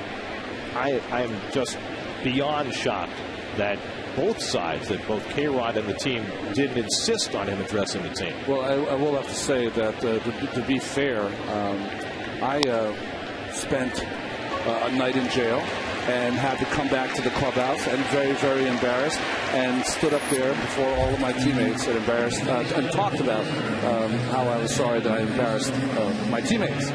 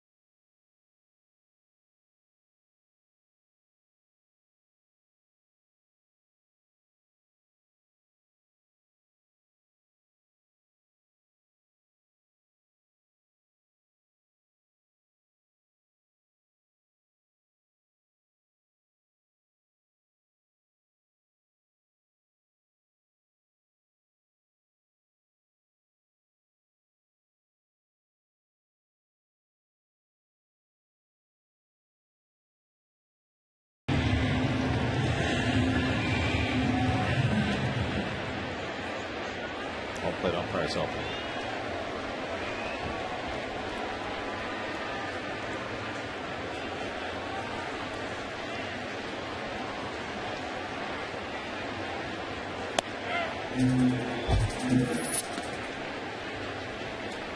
Carlos Beltran leading off the bottom of the 7th inning against Roy Halladay with the Mets down 4-0. Beltran is 0 for 2. And he takes inside 1-1. Carlos is grounded to second base and struck out. It'll be Beltran, Davis, and Martinez for the Mets, who've managed 3 hits against Halladay tonight, after picking up 5 runs and 9 hits against him last Sunday in Philadelphia. Much the way R.A. Dickey was able to face the same team in back-to-back starts and get it turned around completely last night. So is Halladay.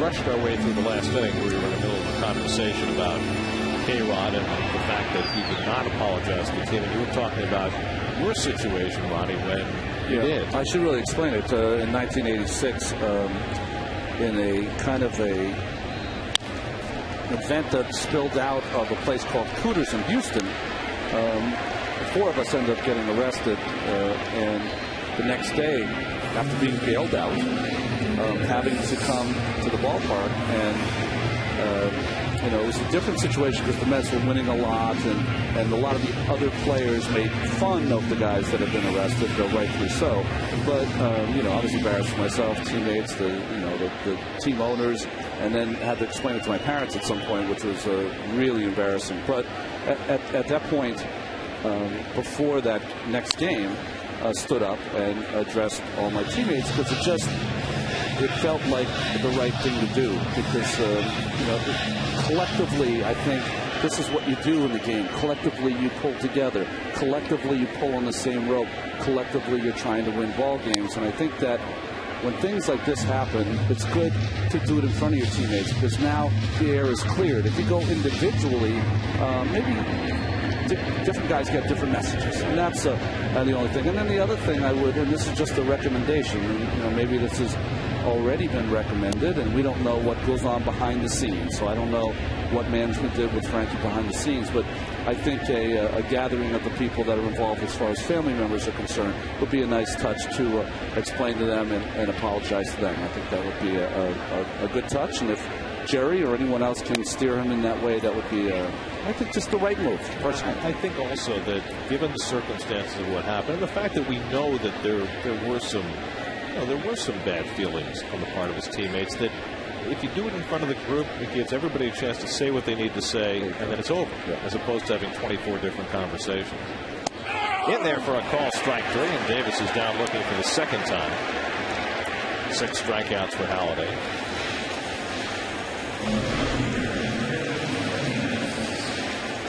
That's a little cutter on the outside part. Ike doesn't see it as a strike. He feels like it's going around the plate.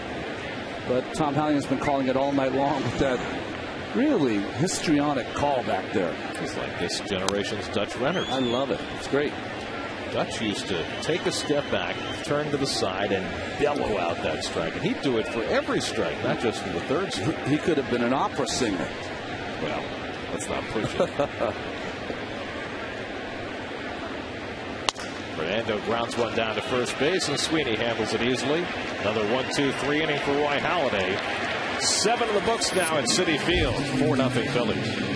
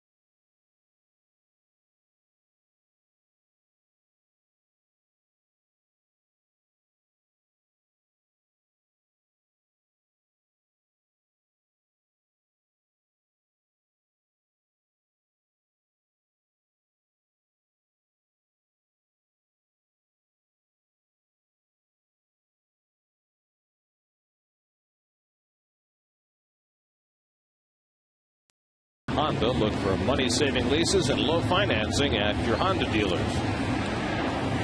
Take a look at the shaved ridge out in right center field. Pedestrian traffic. The home run apple in its beautiful casing out in center field. I'd like to see it moving a little more, Gary. It's been a little stagnant lately. The Acela Club and that beautiful porch area just behind the foul pole. Shane Victorino leads off in the 8th inning against Elmer Descends. He's back. I was talking to Elmer before the game. He said on 13 days rest, he really feels like he can really excel. Poor Elmer's been out there waiting, but he's pitched so well for the Mets this year in any role that he has been asked, whether it's early in the game, long man, 8th inning, late in the game. Victorino flies one out to Fernando Martinez for the first out. So Descends retires his first man in 2 weeks. Here's your line score brought to you by freescore.com. Life costs more without free score. It's been all Phillies tonight, especially all Roy Halladay. 3 of the 4 Philadelphia runs have been unearned. All of them scored against Pat Nish, who went 6 innings in his first start of the year. Carlos Ruiz is 1 for 3, an infield single in the 4th.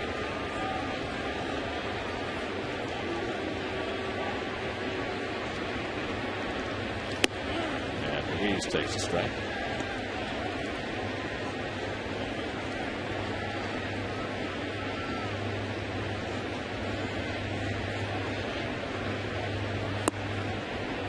Somebody suggested that Elmer is off the milk carton. However, I think it was Elsie on the milk carton. Elmer was on the glue. There you go. You know what's important about Elmer is that. Hold on. Is he going to flip? Is he going to? No. Okay, sorry. Is that you have to have those guys in the bullpen. Now, because you can get some guys that become a little contentious when they have not been pitching. And Elmer is just as quiet can be. He sits out there. He does his job when he's asked to. There's no complaining. Just a true professional. He's been through everything. Yeah, I guess that's why, maybe. 39 years old. Fastball, strike 3 call.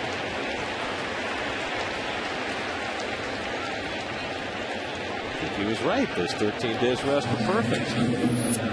Today's game is brought to you in high definition by Verizon Fios. Call 1-888-GET-FIOS. Now Wilson Valdez, who's 0 for 2 and an intentional walk tonight. Filling in for Chase Utley, who played 5 innings tonight down in Clearwater as his rehab assignment begins.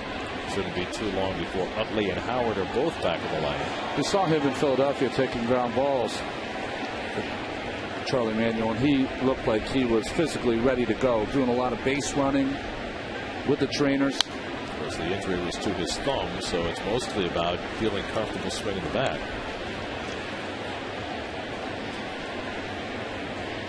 Oh, by the way, Halliday's on deck. There's nobody up in the Phillies bullpen. Again, 8 complete games this year, 3 shutouts. 9 times he's gone 9 innings. Perfectly positioned was Pagan, and it's a 1-2-3 inning for Elmer Descends. To the bottom of the 8th we go. Halladay back to the mound with a 4-0 lead.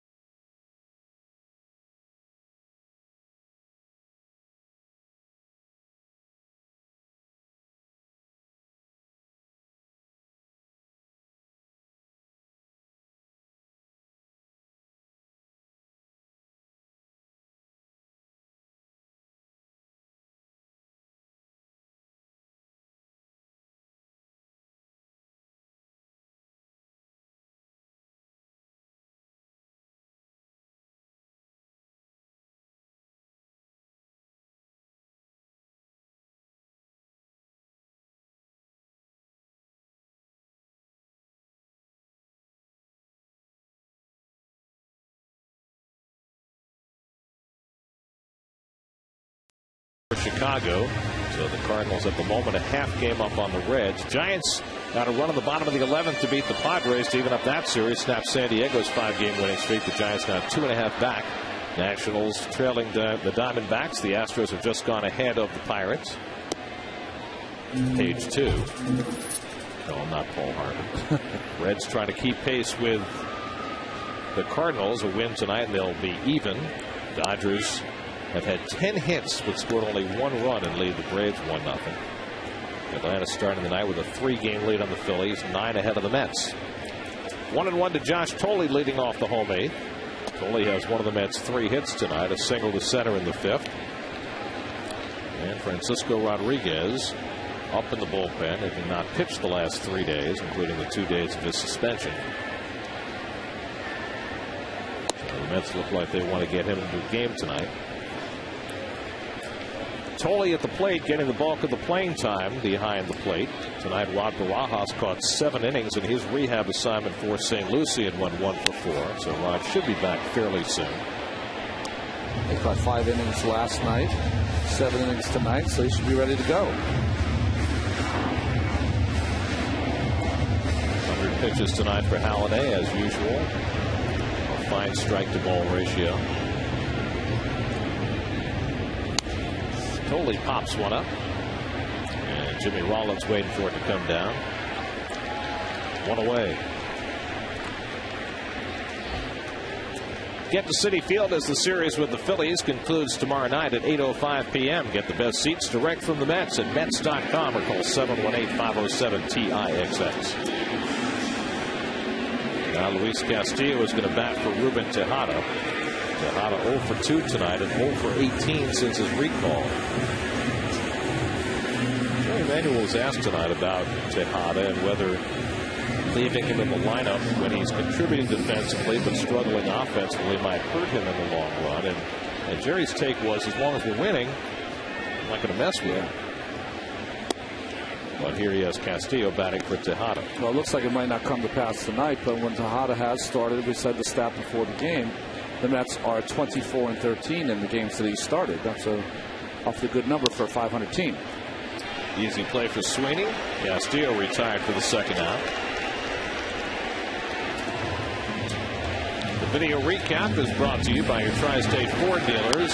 And unfortunately for the Mets tonight, it's been about the defensive miscues. Yeah, Mish made this misplay on the swinging bunt, and then Tejada got it stuck in his glove for a big run. And that's probably the biggest one. Through the wickets of David Wright with the bases loaded. The runners moving, 3-2, 2 outs. And that's been the difference. That cost 2 more runs, so 3 of the 4 runs against Mish were unearned. Now Chris Carter batting for Elmer descends and dribbles 1 foul. When Halladay's on the top of his game, you have to play almost a perfect game. You got to get great pitching from your starter. They got solid pitching from Pat Mish tonight. And you got to get some timely hits. And they had a chance with the guy on third, Reyes, earlier in the game, but not able to cash in. But that's really been the only opportunity. I don't know if you've been checking your box scores lately, but the Oakland A's have a big prospect they just called up the other day named Chris Carter. As the Mets' Chris Carter snakes a single into right field. And the A's' Chris Carter, big strapping 6'6" guy, 25 home runs in the minors this year, but he's over 13 since he came up. Almost like Mike Stanton for the Florida Marlins, how he struggled, but that has changed. Well, the Philadelphia Phillies have gotten a few ground ball hits through the left side. Carter gets one through the right side. And as you might expect, the Mets' Chris Carter occasionally gets mail that's intended for, the other Chris Carter. As Reyes screws himself into the ground. He said he got a letter from a fan who wrote a glowing letter about you're my favorite player in the world. Could you sign the baseball card? And so he takes the baseball card out, and it's the other guy who just doesn't look anything like this Chris Carter. And Chris had to laugh. And he was thinking, fan says I'm their favorite player. They don't even know which Chris Carter I am. Easily rectified. Call to Chris Carter in Oakland. Say, hey, listen, I'll sign your stuff. You sign mine. We'll take care of it. 3-1 to Reyes.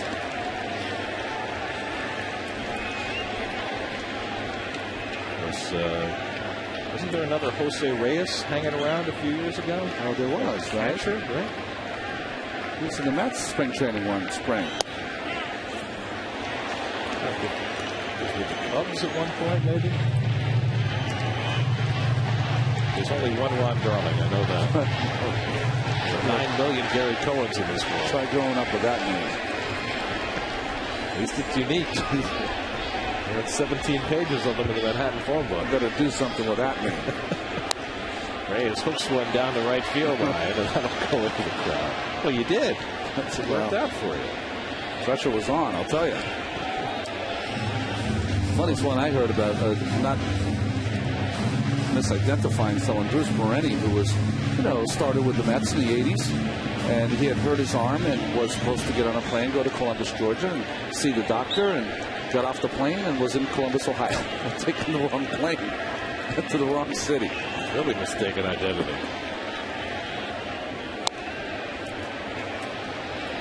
Reyes says taking the best at bats. Hasn't he off Holiday tonight?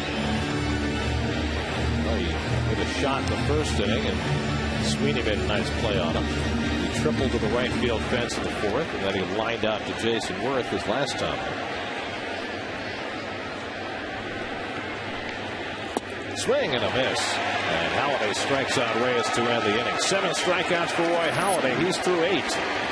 Working on a 4-hitter. Francisco Rodriguez getting set to come on and pitch the ninth.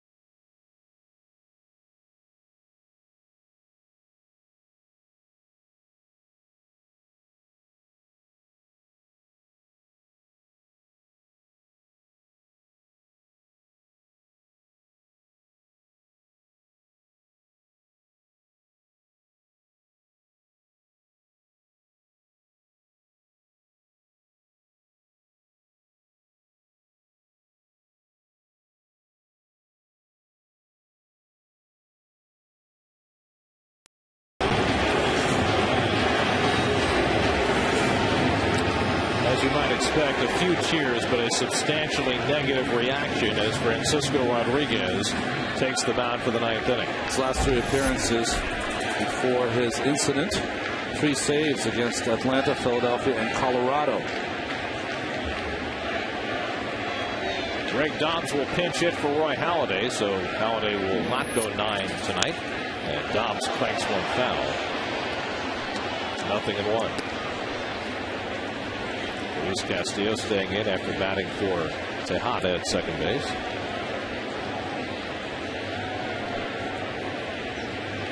Dobbs had a rough year as a pinch hitter, just 4 for 41.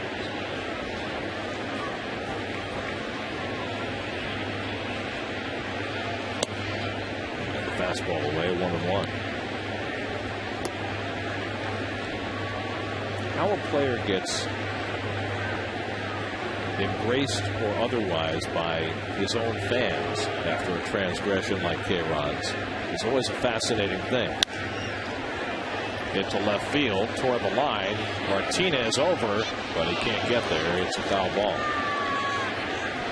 I mean, it was certainly anticipated that K-Rod would get booed when he came in tonight. But if he's successful, if he goes out there and pitches a 1-2-3 inning, how does that change the fans' reception of him the next time?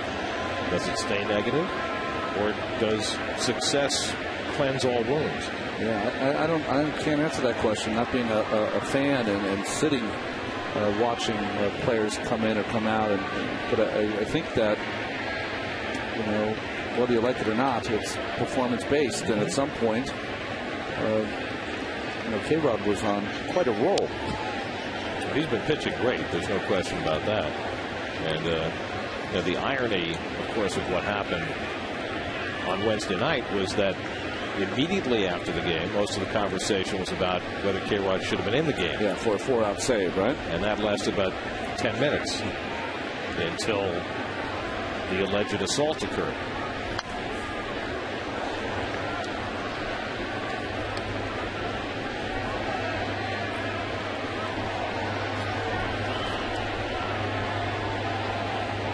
New York Mets baseball is brought to you by Nissan. It's the end of the model year, and Nissan's laying it all on the line. Nissan's bottom line sales event going on now.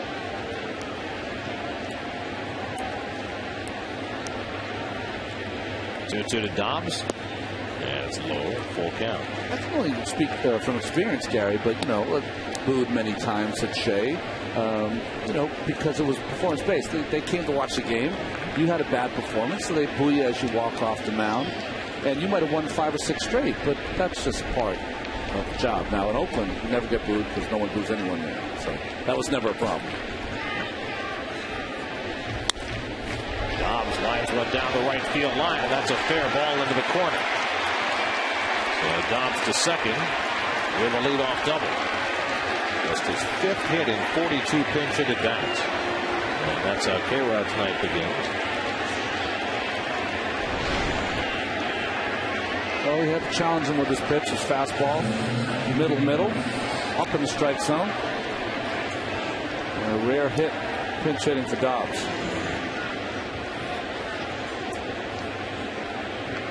So now Jimmy Rollins has been right in the middle of everything for the Phillies tonight.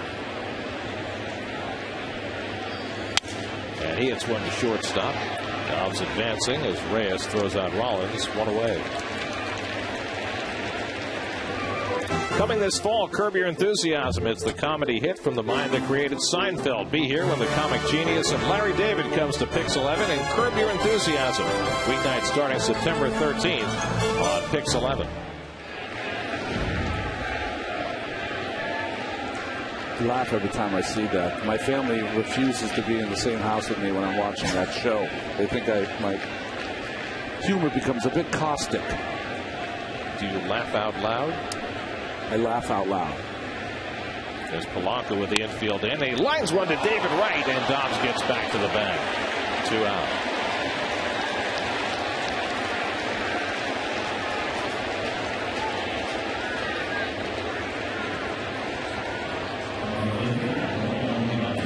Ibanez.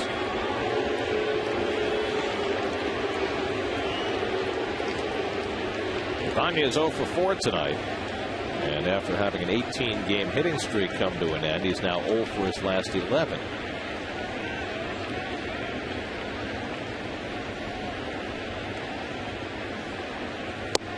And K-Rod starts him off speed, 1-0.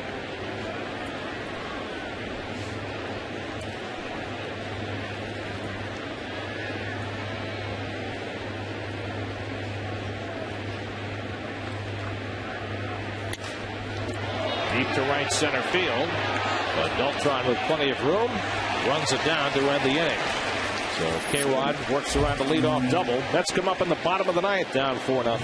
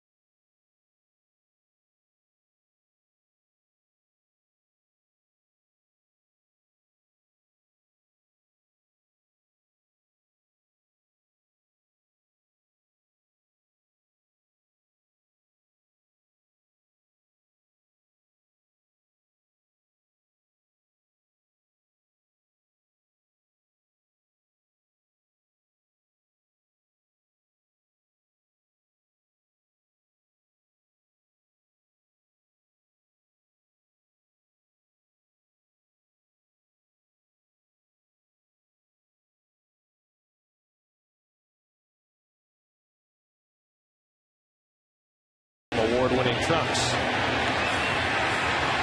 Well, Roy Halladay scoring on that base hit that had to be perfect from Polanco. And he has a couple of hits tonight. Hit the ball hard every single time up. That was the only earned run allowed by Pat Nish. Phillies subsequently added 3 unearned runs. Now Ryan Madson tries to finish it off for Roy Halladay. Well, Madson, after starting the season pretty well, broke his toe by kicking a chair, and now starting to round out into form. One of the best setup men in the game in the National League East anyways. Only 1 run given up over his last 11 appearances. Mets have been shut out 9 times this year against their 18 shutout victories. Angel Pagan leading off in the last of the night and taking all the way a strike. Angel has one of the Mets' 4 hits tonight. Halladay threw 113 pitches over 8 innings, allowed no runs, 4 hits, no walks, 7 strikeouts. Lowered his ERA to 2.24. And jumps right in there with Wainwright and Hudson and Johnson and Jimenez and all those top flight National League Cy Young candidates. What a race to the end, huh? Johnson has kind of dropped back a little bit. He had another bad outing last night. Wainwright has moved up, so has Hudson. I'm going to give you a name. And if he finishes strong, tell me if he should be included in that discussion. Heath Bell. You know, the thing about closers is they generally only get consideration in years where there's not a dominant starter. You know what I mean? I think you're right. So many. I think you're right. Like the year Steve Bedrosian won. Yeah, Bedrosian, Mark Davis, Eckersley in '92. When you have standout starters like they have in the National League this year, and there are half a dozen of them, it's hard for a guy like a Heath Bell to get consideration. They should be considered in a different tier. They have that Relief Man Award. Not the same, Gary. No. I've never won either, but I know which one I'd like. Off the end of the bat foul. Bell got his 35th save last night, but you know what? It's as much a team effort for that Padres bullpen as anything. You got 7 guys out there, all of them are having great years. That more than anything else is what has the Padres in first place. Well, they've made it into a 6-inning game. That's what they've done. You can't beat them in 6 innings, you lose. And Pagan meekly waves at the fastball by Madson for the first out of the night. Visit the official online shop of the Mets at Mets.com. Browse the largest selection of official gear, including the latest apparel, nostalgic memorabilia, and authentic classics for the whole family. Get your gear from the official source, the Mets.com shop. Accept no substitutes. Here's David Wright, who's had a rough night. 0 for 3 at the plate, a key error in the field, and has heard multiple boos from the crowd at Citi Field.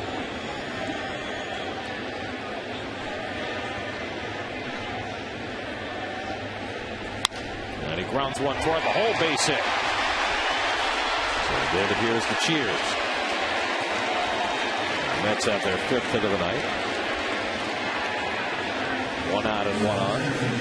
With Beltran coming up. Well, his pitch supposed to be away, down and in. David swinging more and more at the first pitch. Gets himself a single. So now Carlos Beltran, who is 0 for 3. And he takes a fastball for a strike.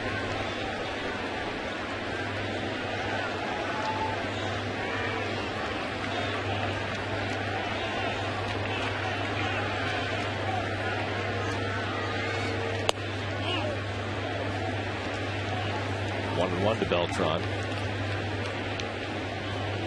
What a game-ending home run Beltran hit against Madson at Shea Stadium a few years ago. Was it the 16th inning? After Madson was right about 7 innings in relief. Well, what was interesting is that Madson had began that season as a starter and couldn't really pull his weight, so was put back in the bullpen. He ended up pitching those. He was brilliant for 6 innings.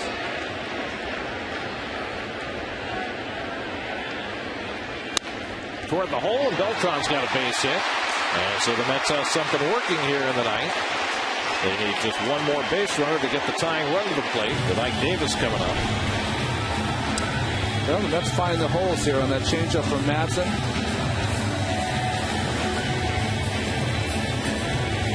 You know, this bullpen for the Phillies has had their ups and downs, and sometimes an offense can come to life just from taking out Halladay. Now this would be a safe situation now if Charlie Manuel went to Brad Lidge, because Lidge has been no sure bet in his own right. Madsen got plenty of chances to close games, but Lidge was on the sidelines earlier this year. And there is Mr. Lidge getting himself ready. He knows it's a safe situation now, but he's not getting the call, at least not yet. Ike Davis 0 for 3. Twice was called out on strikes against Halladay. And Ike swings and misses at the changeup, 0-1.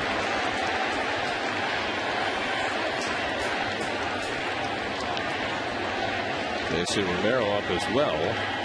Got another couple of left-hand hitters behind Davis, and Martinez and Tolley. Jammed him, and it's on the inside corner. 0-2.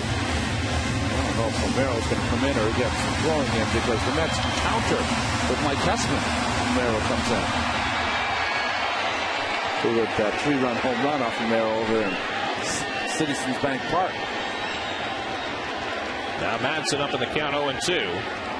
And Davis takes it down for ball 1. Just trying to get on base any way he can to give the Mets a chance, with Martinez to follow. Mets had just 4 hits in 8 innings against Halladay. They put together back-to-back one-out hits against Madsen here in the ninth.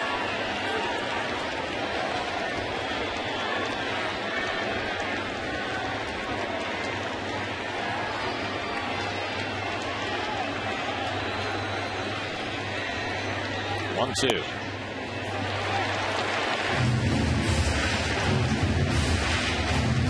Ruiz is going to go out and talk to Madsen after that changeup missed inside. Well, this just tells you and reveals how good Halladay is. Works quick, throws strikes. As soon as you bring in another pitcher, and I guess it's going to sound like a slight to Madsen, the game slows down to a crawl. There's meetings between the catcher and pitcher as Ruiz tries to work Madsen through this inning.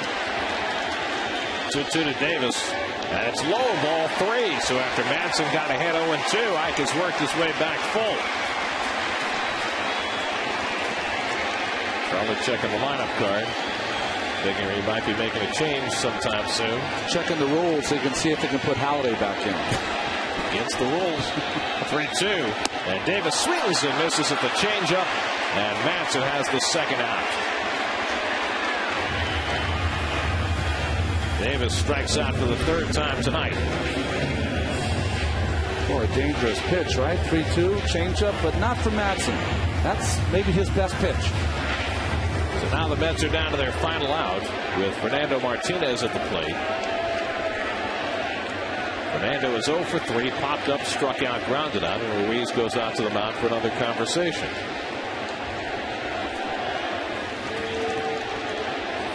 Scouting report.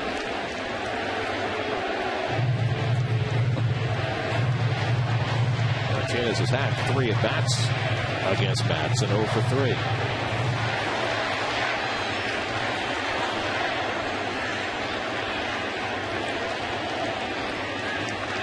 And first pitch in for a call strike.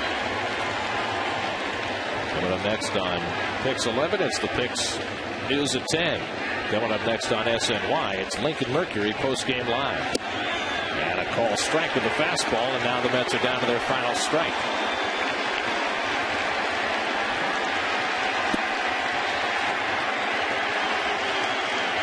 Madsen's 0-2. Inside and hit him, and the Mets will get the tying run to the plate. Well, Madsen was 1 strike away from ending it, but he drills Fernando Martinez, and the Mets have the bases loaded, and they have a chance.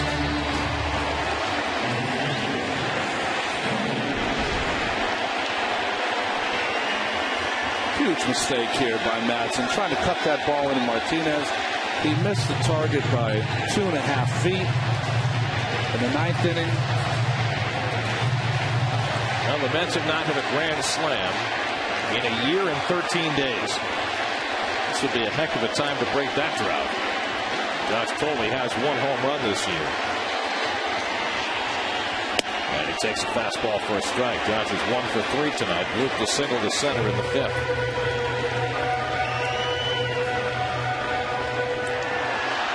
Luis Castillo would be next if Thole can keep it going.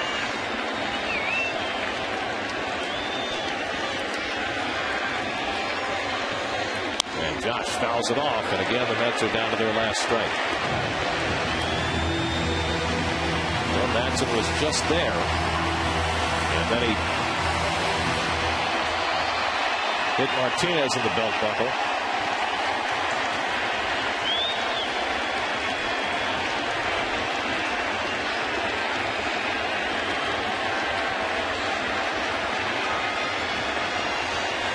To Josh Thole. Too high.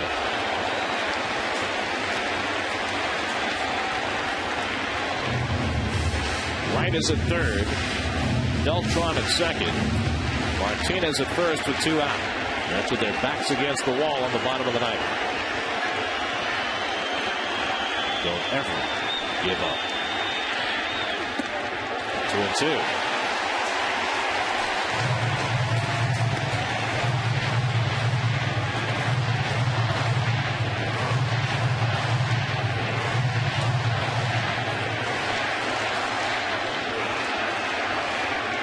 Green rally hats tonight. New fashion. Thole hanging tough.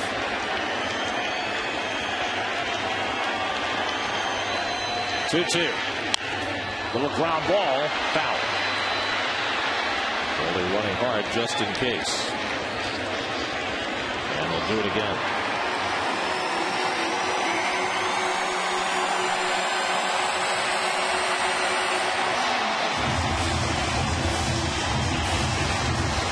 Conversations is this now for Ruiz and Madsen? Should just let Ruiz pitch, Madsen catch. And how many did Ruiz have with Halladay in 8 innings? They didn't need any. 25 pitches deep in this bottom of the 9th. Madsen still looking for that final out.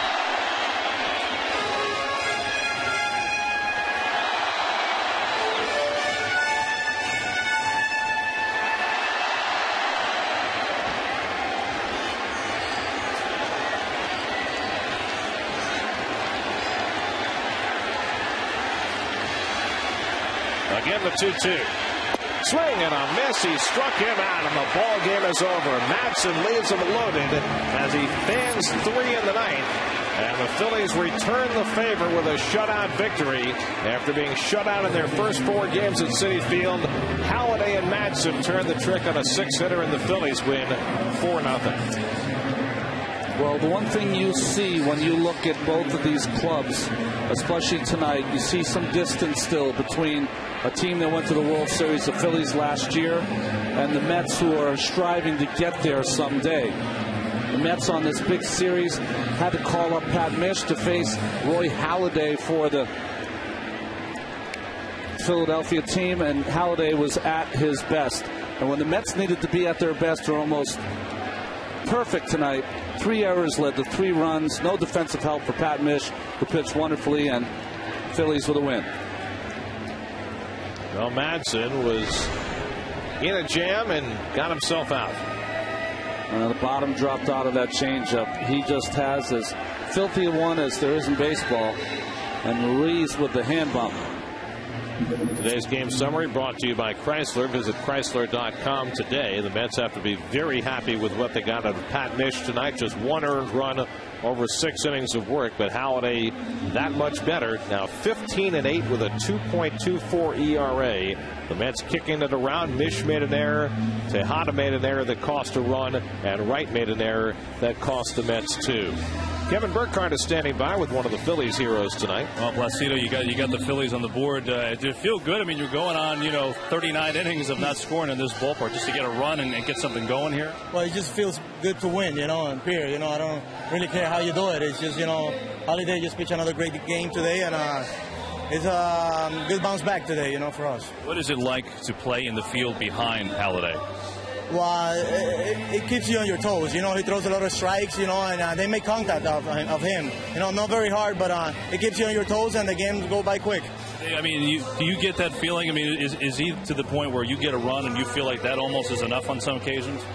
Sometimes, you know, sometimes because he's so locked in, and even if they put on base the first two runners, I mean, he really knows how to pitch, you know, to give up a ground ball for the play or whatever. You know, he's such a great pitcher, and he gives you a lot of innings also. You know, it's either 8 or 9 all the time. How about facing Mitch tonight? You know, a guy that you haven't seen this year. How did you prepare to come in and face him tonight?